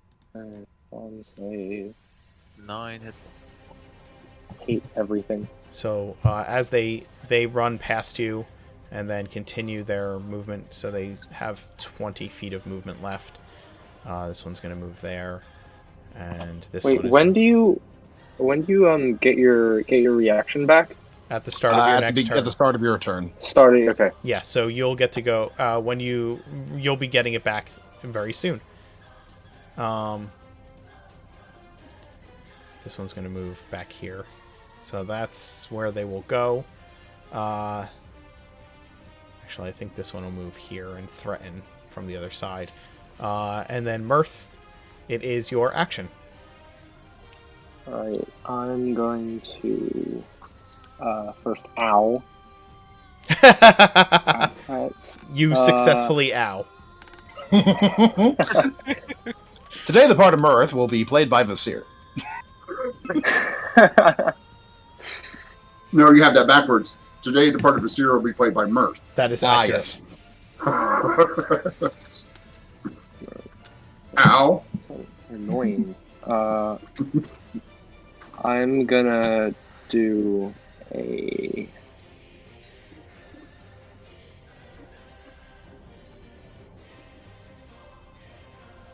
Oh, I need to check something on the poisoned. You are no longer poisoned. It ends at the start of your next turn, and you cannot be affected by it again. Oh, great. That is Oh, wonderful. I'm sorry. I will You cast- can still be affected by it. If you succeed at a saving throw, then you cannot be affected by it. So if you move back into their space and start your turn in there the next round, then you'll have to make the save again. I apologize. Yeah, duly noted. That is alright. I'm going to first cast a second level healing word on myself. Sure, that's probably a great idea. I like this idea. So Oh, sorry. The custom shouldn't be there. It's just the 8. it's just the 8. Okay, understood. Terrible rolls, but it Yeah, works. that's awful. And then I'm going to walk up to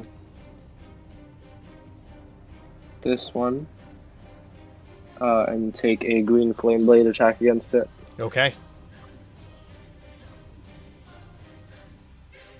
Oh, Are you dealing two-handed or one-handed? I will be going with two-handed. Okay. So, you strike it. Why is there a 12 and 13 there? The 13 is the. Oh, sorry. Custom. I don't know why I didn't update just yet. The custom is my green flame blade. Okay. So it should only be 1d8. Oh no, I get it. So the first 4 is against the original target, and then the other 4 plus 5 would be against the secondary target, but there isn't a valid one. Okay, so it just takes the 12. It's a total of 16. Gotcha. Okay, it's a total of 16. 12 for the two-handed, and then the first 4 of the 2d8 on the Okay. second. You strike the creature down, and it falls to the ground. Oh, wonderful! In death. So you guys, that was pretty cool. As your green flame washes over it. We're a little distracted at the moment. Its undeath becomes luck. full death. I believe in you guys. Just do what I do. Angus, you have a advantage on a Constitution saving throw against poison, correct? I do. Okay, go ahead and make it. You succeed. You can, in spite of the stench that is coming off of this creature, you are able to hold down your breakfast. What do you do?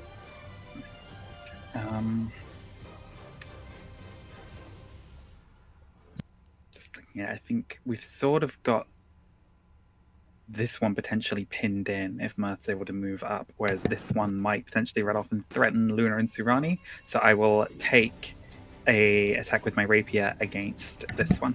Okay. Oh no, it'll threaten the two people with the highest AC.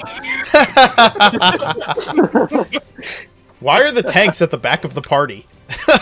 Oh, right, because Mirth declared his presence. What? What are you? It's all the glass cannons just rushing in. That's amazing. That's amazing. All right, guys, let's decide what we're going to do. We have the tanks. We're going to move in. The stealthy guys have scouted this out. Mirth's like, hey, I'm over here. And it's like, well, there goes that plan. Hey, I'm not a stained glass cannon. Oh, sorry, I'm a stained glass cannon. I look very fancy too. Beautiful. Beautiful. Okay, so you make a rapier thrust, and it slices deep into the flesh of this grotesque creature, and you get your sneak attack damage, so that is 15 to it, and it is a bloodied mess. Not dead, but bloodied.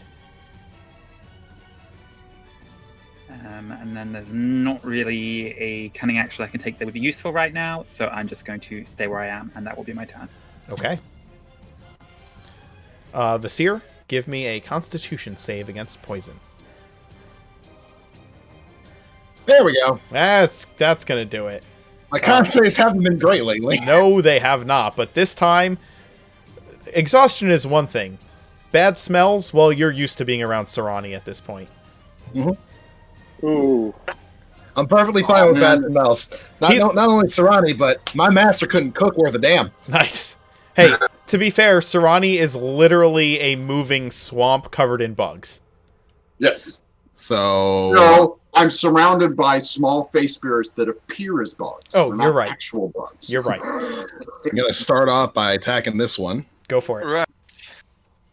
It's gonna be using my dragon's drumstick. Yes. Boom! You slam the drumstick into the body of this ghoul, dealing 13 bludgeoning damage to it. It almost has to, it almost gets knocked back with the force of this weapon as the dragon bone almost hums with life as it slams into it. My Still not drumstick. down then? It is not down. All right, we'll do another one. This is your second attack, right? For being Yes. Okay. Ah. You swing the second strike to the ghoul, but it easily ducks the weapon this time, knowing that it's coming. All right. Well, I'll go ahead and spend a key point here. Okay. And we're gonna go ahead and give it one of these. It ducks the strike, but that's the thing about a staff is that it's a I double-ended just swing weapon. it. I swing it. He ducks under it. I plant it in the ground and use it to prop myself up as I kick him in the chest. Nice. You deal that 9 damage. You kick him in the chest, and it flies back into the tree behind it and falls to the ground broken. And then I kick off of that one, and I sort of spin around on my staff, still planted in the ground to kick the other one. Nice. Boom. Yeah. Oh, whew. You kick the other Yeah, one. Okay.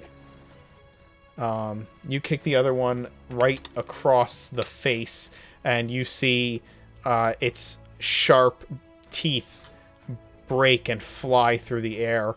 And as it kind of regains itself, it is hunched and shakes its head. It's kind of dazed, and it looks like it's barely keeping itself standing. I'm just spinning this staff, just like I don't care how tired I am. I can beat the crap out of you things all day. Sarani? I move in front of Luna and then spend my action to move my moonbeam to here. Point? I did not see where it went. There. There it is. Okay. You move Yep. your moonbeam. Yep, that's my action. Okay. I Luna? can move it and concentrate on it. Absolutely.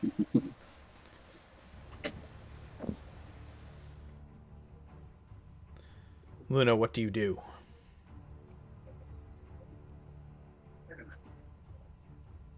I think Luna fell asleep waiting for her turn. It's got to be like 4 a.m. for Yeah. Nor. So So actually, it's probably almost 5 a.m. for him. so I get to here and I cast Toll of the Dead on this guy. Absolutely. It'll make its wisdom save. Yep. 15. It fails. So the toll of the dead rings through its mind as the flesh of the dead kind of gurgles in its stomach. And in spite of that roll, it still seems to fall to the ground in unconsciousness or death as this ringing slams into its mind, this funeral dirge, just crying out into its feeble undead brain. And the thing falls broken and destroyed. Should we assume the last one is out of sight? It is out of sight at the moment. Yes. Let's see. What is the intelligence of these creatures and the wisdom? I'm gonna roll wisdom real quick. Okay. It does not appear. It does not come into sight as its turn starts.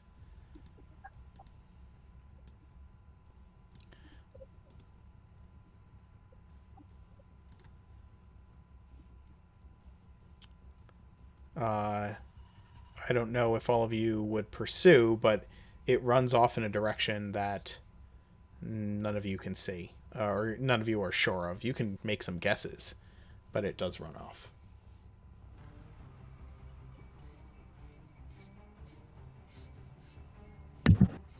All right. Well, I once we're not like being attacked by anything anymore, I think it'd probably be a good idea for us to kind of just glance around the village and make sure there's no more of these things just hanging around. Sure. And I'll cast. I'll approach Mirth. Well, if we're still in turn order, Sarani is, because I can see from where I'm at that it did not come this way. It did not.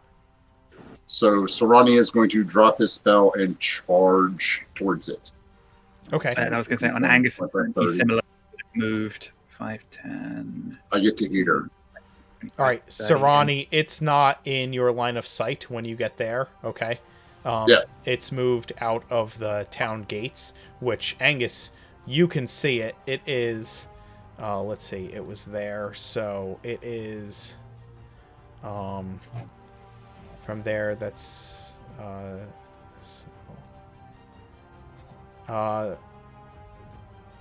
Angus, it is,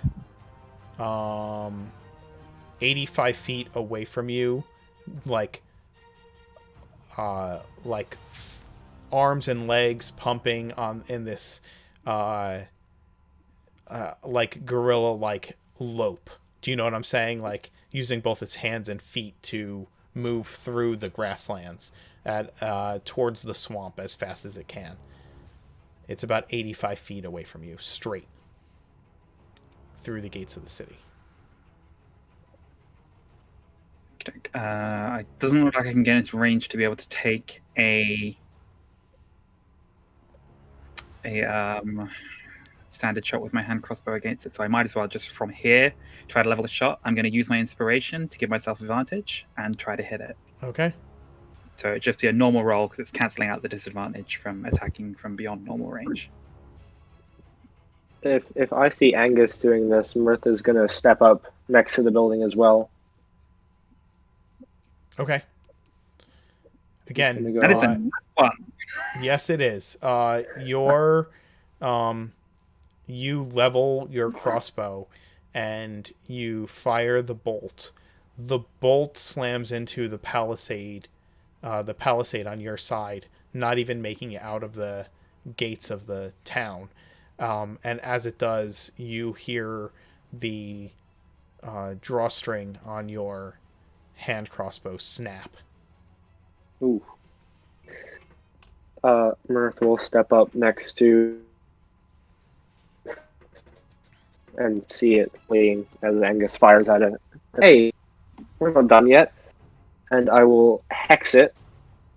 Okay, can you It hit has a range of 85 nine- feet away? Nice. It Yeah. has 90. And Yes, then it I does. will proceed to.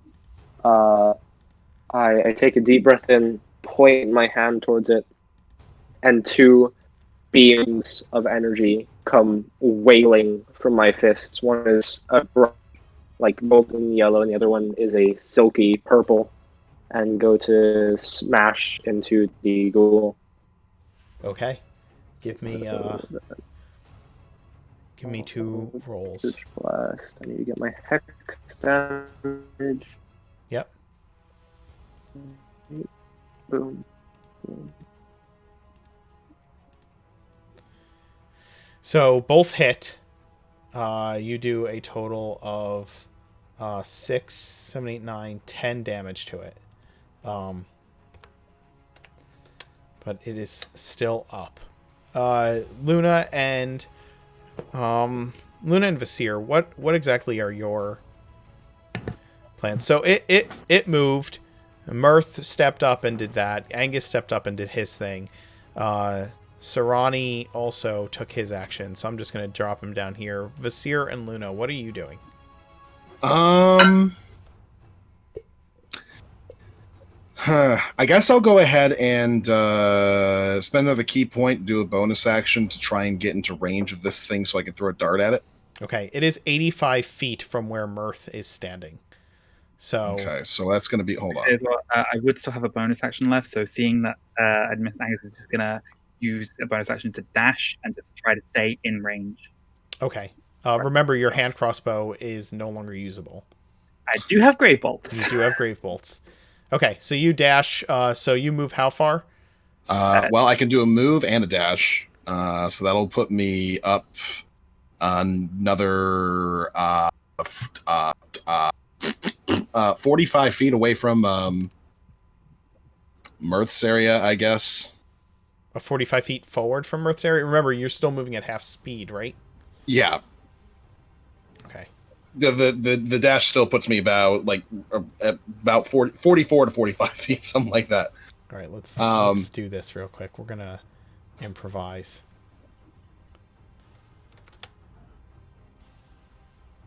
Which does put me in dart range, I believe. If it's eight, let's see, if it's 80 feet minus We're gonna improvise. 44 feet.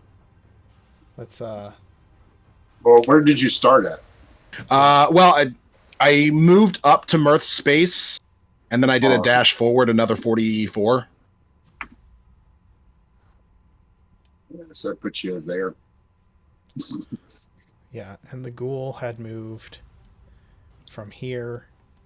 It had moved 60 feet straight. That's not where. So it had moved to there. Yeah, and the seer is here. Okay. There you go. That's a lot easier to track, even if we're kind of One in more no back, man's Vasir. land.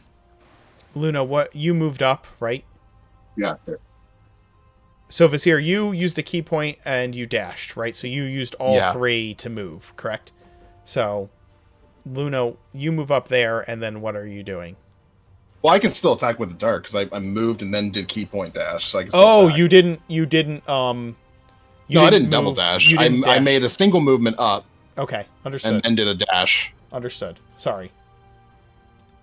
So go ahead. Strike with a dart. You have that option. Okay. And we'll go ahead and do 2 of those. Bloop and bloop. There you go. Both strike for 15 points of damage. Putting the ghoul on the ground as both darts hit it. It kind of like is making one of those loping strides, and you rush up in a flurry of just astral key activity, and as you stop, you launch 2 darts like as a part of your running motion, and they hit the ghoul in the back, and you kind of watch as its head and its arms flail backwards a second, like in a whiplash motion, and then it lands forward into the grass and doesn't seem to be moving. I'm getting pretty good with these. Yeah. Serrani is going to run the entire way over to make sure it's dead. It is dead. I lop its head off and then come back here and do the same to all these. You can never be too safe when it comes to the undead. They Nope. are all headless undead, joining the semi-charred corpses that line the streets of Nearmore. If there's still a fire going, I'll throw the heads in a fire. Oh no, there's not. This fire has been out No, that for fire went off a while a long ago. time Okay. ago. These bodies that are lying on the ground, they've been dead for at least 2 weeks. Okay. Yeah, the town I is filled. absentmindedly offer him my green flame blade if he wants to burn them. Oh no, I have produced Oh. flame. I can set them on fire. Oh, okay. I was just saying if there were still burning embers, I was just going to toss them in there for. By the way, Vasir, as you as the thing falls and you watch Serrani march up to it and lop its head off, you can see that there are several members of the caravan who have kind of spread out into the open field to get some space, as you've been crowded together in the swamp for as long as you have, and there are literally like gap-mouthed people looking at what just happened. Hey, everything's fine.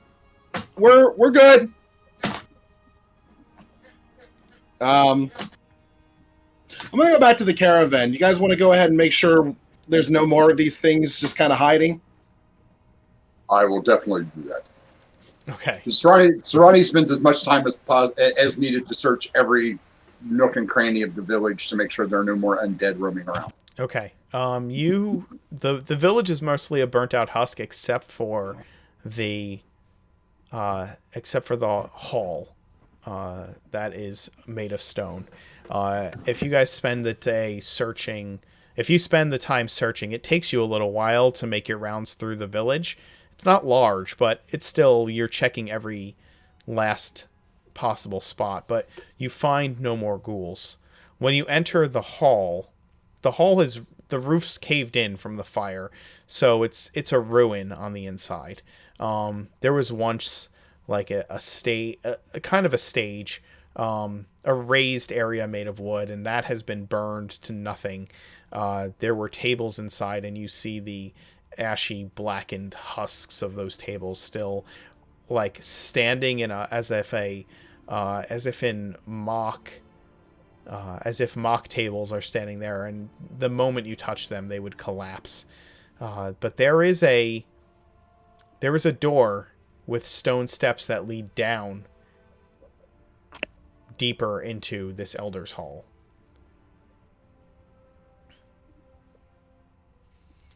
Serrani, have you Vasir, you've returned to the camp, correct?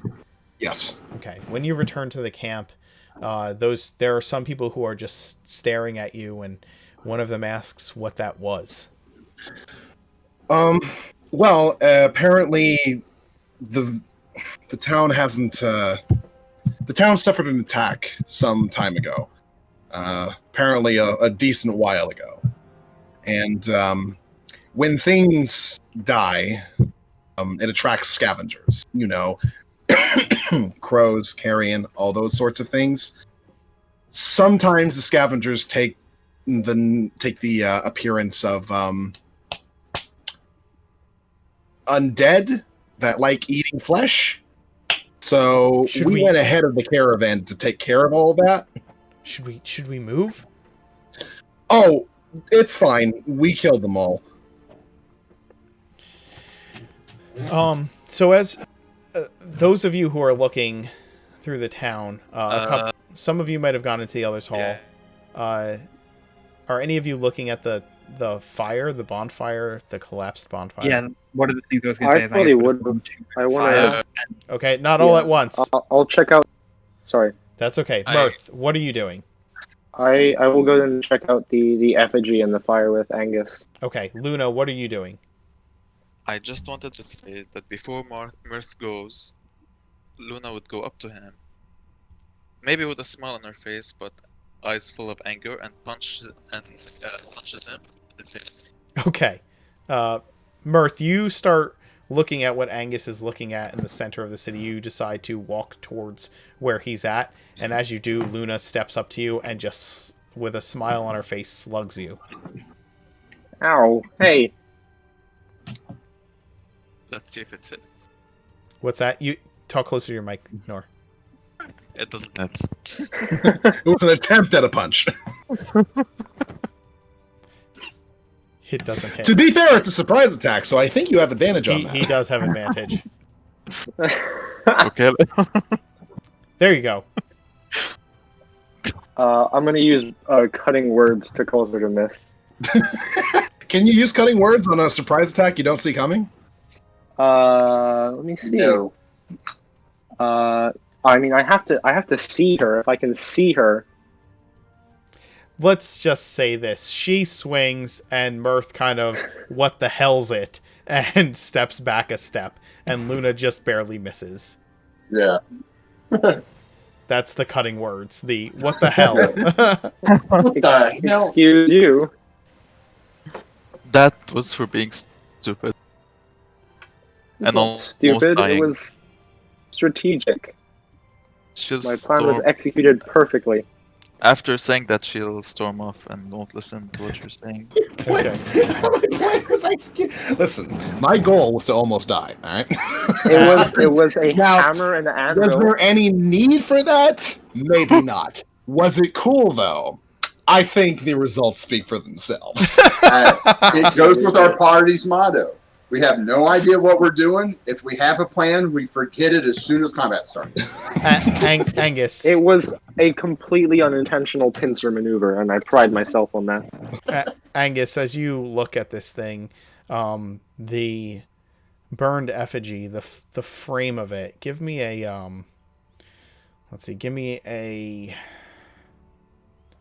I guess it would be an investigation roll. Go ahead and give me an investigation roll to see if you can make out what it is. Can I either help him or try my own hand at this, since I'm also gonna go have a look? Yeah, that's fine. Angus, you're not really sure what you're looking at, mostly because as you look at this burned effigy and the burned buildings, you're just getting more and more just kind of flashbacks of memory that are throwing off your ability to really focus. You don't like what you're seeing around you.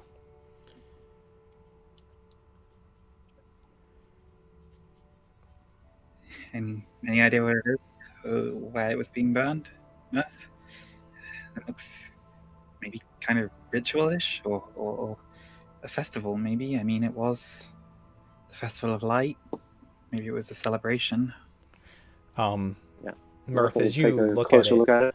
yeah, you're looking at it, and if you could guess, it has this long, sinuous form, or long sinuous looking shape, kind of like that leads kind of down into what looks like a frame that would be in the shape of a curled noodle, but with a head at one end. This is a noodle with a head. Yeah. Quite dangerous in these parts, I hear. Very heavy in I think you could put in 2 and 2 together. calories. It's a big snake, I think. That's the head. These are the eyes. Noodle. So were these people aware of snakes? Was this some kind of attempt to ward them off? Or were they the cultists that Gerd's been hearing about? Give it my fair, because you know us. This sort of destruction doesn't seem akin to even the ghouls left the town alone itself, and there's no evidence of a real fight here. Can I Oh, take a look there at is. the, There the are these. Oh yeah, I these mean, bodies of are all course, over the we're not- ground. I can't identify any other. Can I take a look at the vestments of the people lying around the bonfire? Sure. And the thing is, like, the people lying around the bonfire, their bodies are not, they're not burned, okay? And there are definitely wounds in these rotted bodies that, resemble, like, defensive wounds or combat. So there was some kind of fight here. The there are some that are barely clothed, and there's others that are wearing um like masks that are shaped like snake heads. Cool mask, though. Going with the masks and the strange clothing, as well as the burned effigy, I'm going to take a wild shot and guess that people were here. They found these nasty snake cultists, decided, hey, I don't want these in this town, and a grand fight ensued, and he gives a big gesture. In the meantime, Sarani, you go down these steps in this stone building down into the basement. Yes. Okay. As you step down into the basement, you find that it has also been burned inside there. It looks like there might have been living quarters here once. Most of it is made of stone. And as you search for undead, you don't find any. You find some empty cells. You find, like, jail cells in one end of it. You find, well, I'll just throw up a map here so that you can see. So I see cages. I don't know that they're jail cells. I have no concept of jail. Right. So- Yes, absolutely. You see cages. I see cages. I have a map here. Let me throw the map up for you. I see empty cages, which is where the undead came from. Maybe?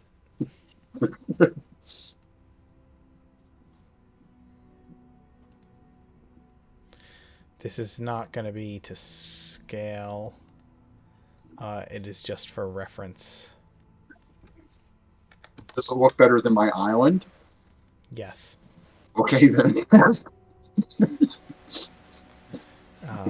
This is upscale, right? This has got lines on it and everything. Oh yeah, this is like a real map.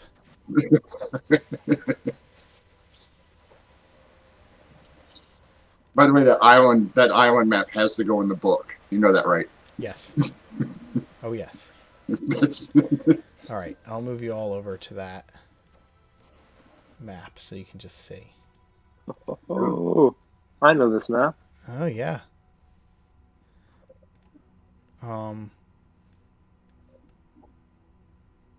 So this was the entrance here. No. Nope. Are we looking at? You're looking at the basement of the Elder Hall that Sarani decided to explore. So the entrance is actually here. Oh, okay. So, yeah, I wander through here looking for undead, Okay. mostly. Anything made of wood in this image is burned to a crisp.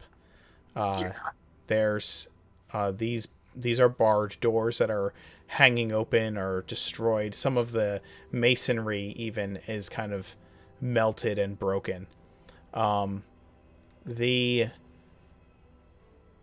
the thing that is most interesting is you come to this room here, and this table is a metal table that, and these stones, in spite of being burned,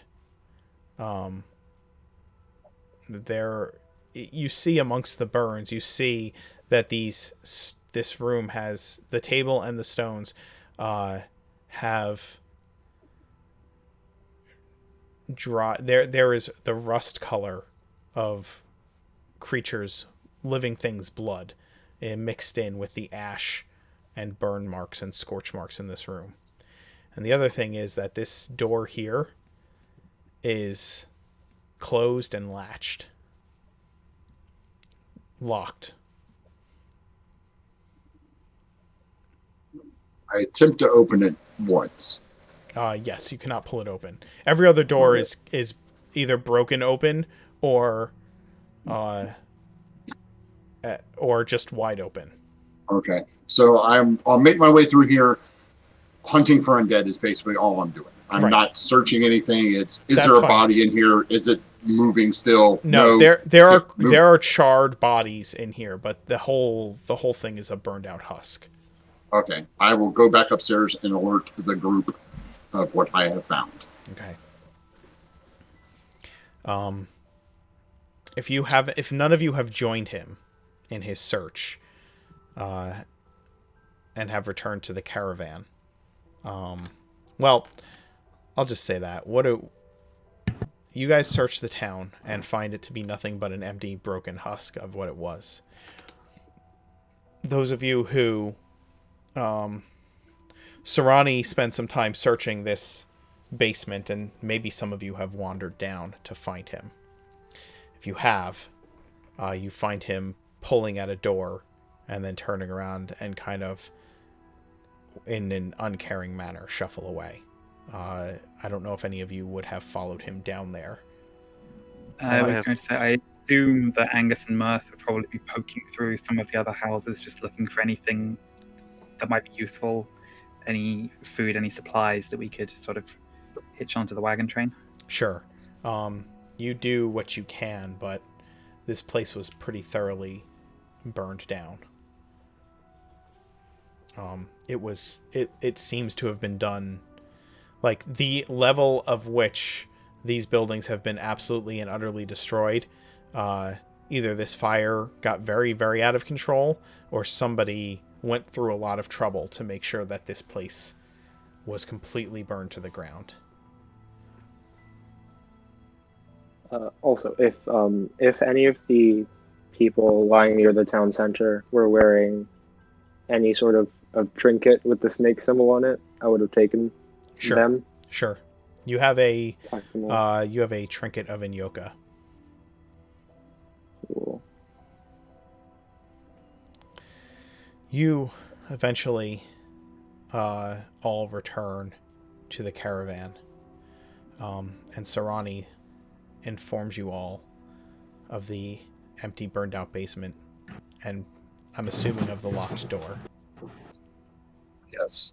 Sarani wanted to do one more thing before he left town to go to the caravan. Sure. Is that a well in the center? or is It's that not. the- No, that's It's where the a bonfire is. bonfire. Okay, just Yeah. checking. I Yeah. missed that part. I wanted to double check. No problem. Yeah, so I return Luna. There is in the basement, the underground of that stone building, there is another door that I cannot get through.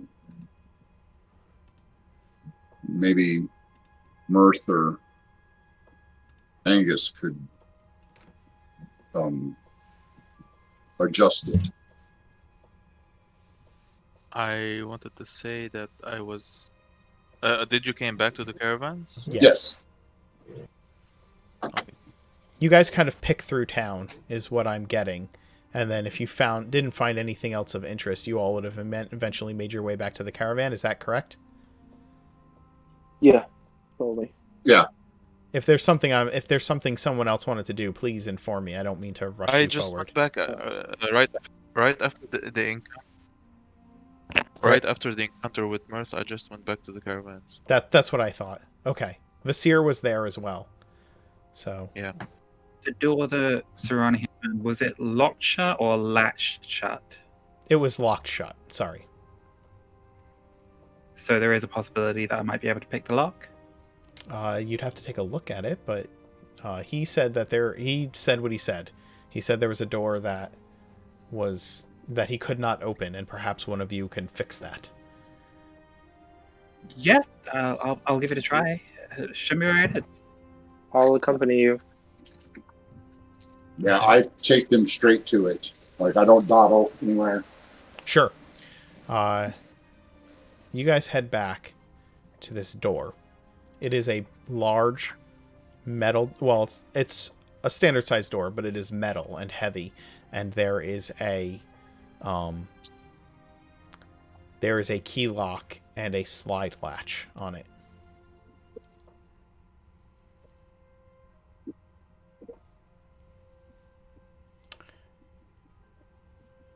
You try to open it with the 9, is that correct, Angus? Yeah, just fiddling around with the lock, not really making any progress. You are fiddling around with the lock, and nothing's really happening. You're taking your time. It's taking a little while, and suddenly Mirth walks up, and there's a loud knocking sound that echoes through the basement. He just wraps his knuckles on the door. And There's hopefully it swings open. there is a thunderous knocking sound for 300 feet in every direction, and the door clicks and pops open. I take a bow and say, "Please be my guest." I tap Angus on the shoulder and point to the blood and the rust-colored stuff next to the table. Just like, I don't understand that. Should I roll medicine to see if I can determine sort of roughly how long ago that blood might have been shed? Sure, you can do that. I guess while he's doing that, Mirth will step into the room behind the door. The blood is rust colored and almost seeped into the stone itself, like it's a permanent stain in places on the stone. This is not. This takes repetitive bleeding out. What cut here? Um, I can't tell for sure. It could maybe be animal blood. I mean, maybe this is a underground butchers. But considering that there are a lot of signs of cult activity, there might have been human sacrifice or humanoid sacrifice that went on here. I don't like the feel of this place. As you look at the table, Angus, kind of examining the blood, you see that there are burned leather thongs in the places where it would make sense for ankles and wrists on a humanoid to be strapped to, that are like burned off of the table. And as you're looking around on the ground, kind of examining the stones and seeing, like, you wipe away some of the ash and some of the scorch marks, and you see like that this blood has permanently stained this stone. And as you do, you kind of kick something, and looking over, you see things that would, the only thing you can think of medically they would be used for would be to remove organs.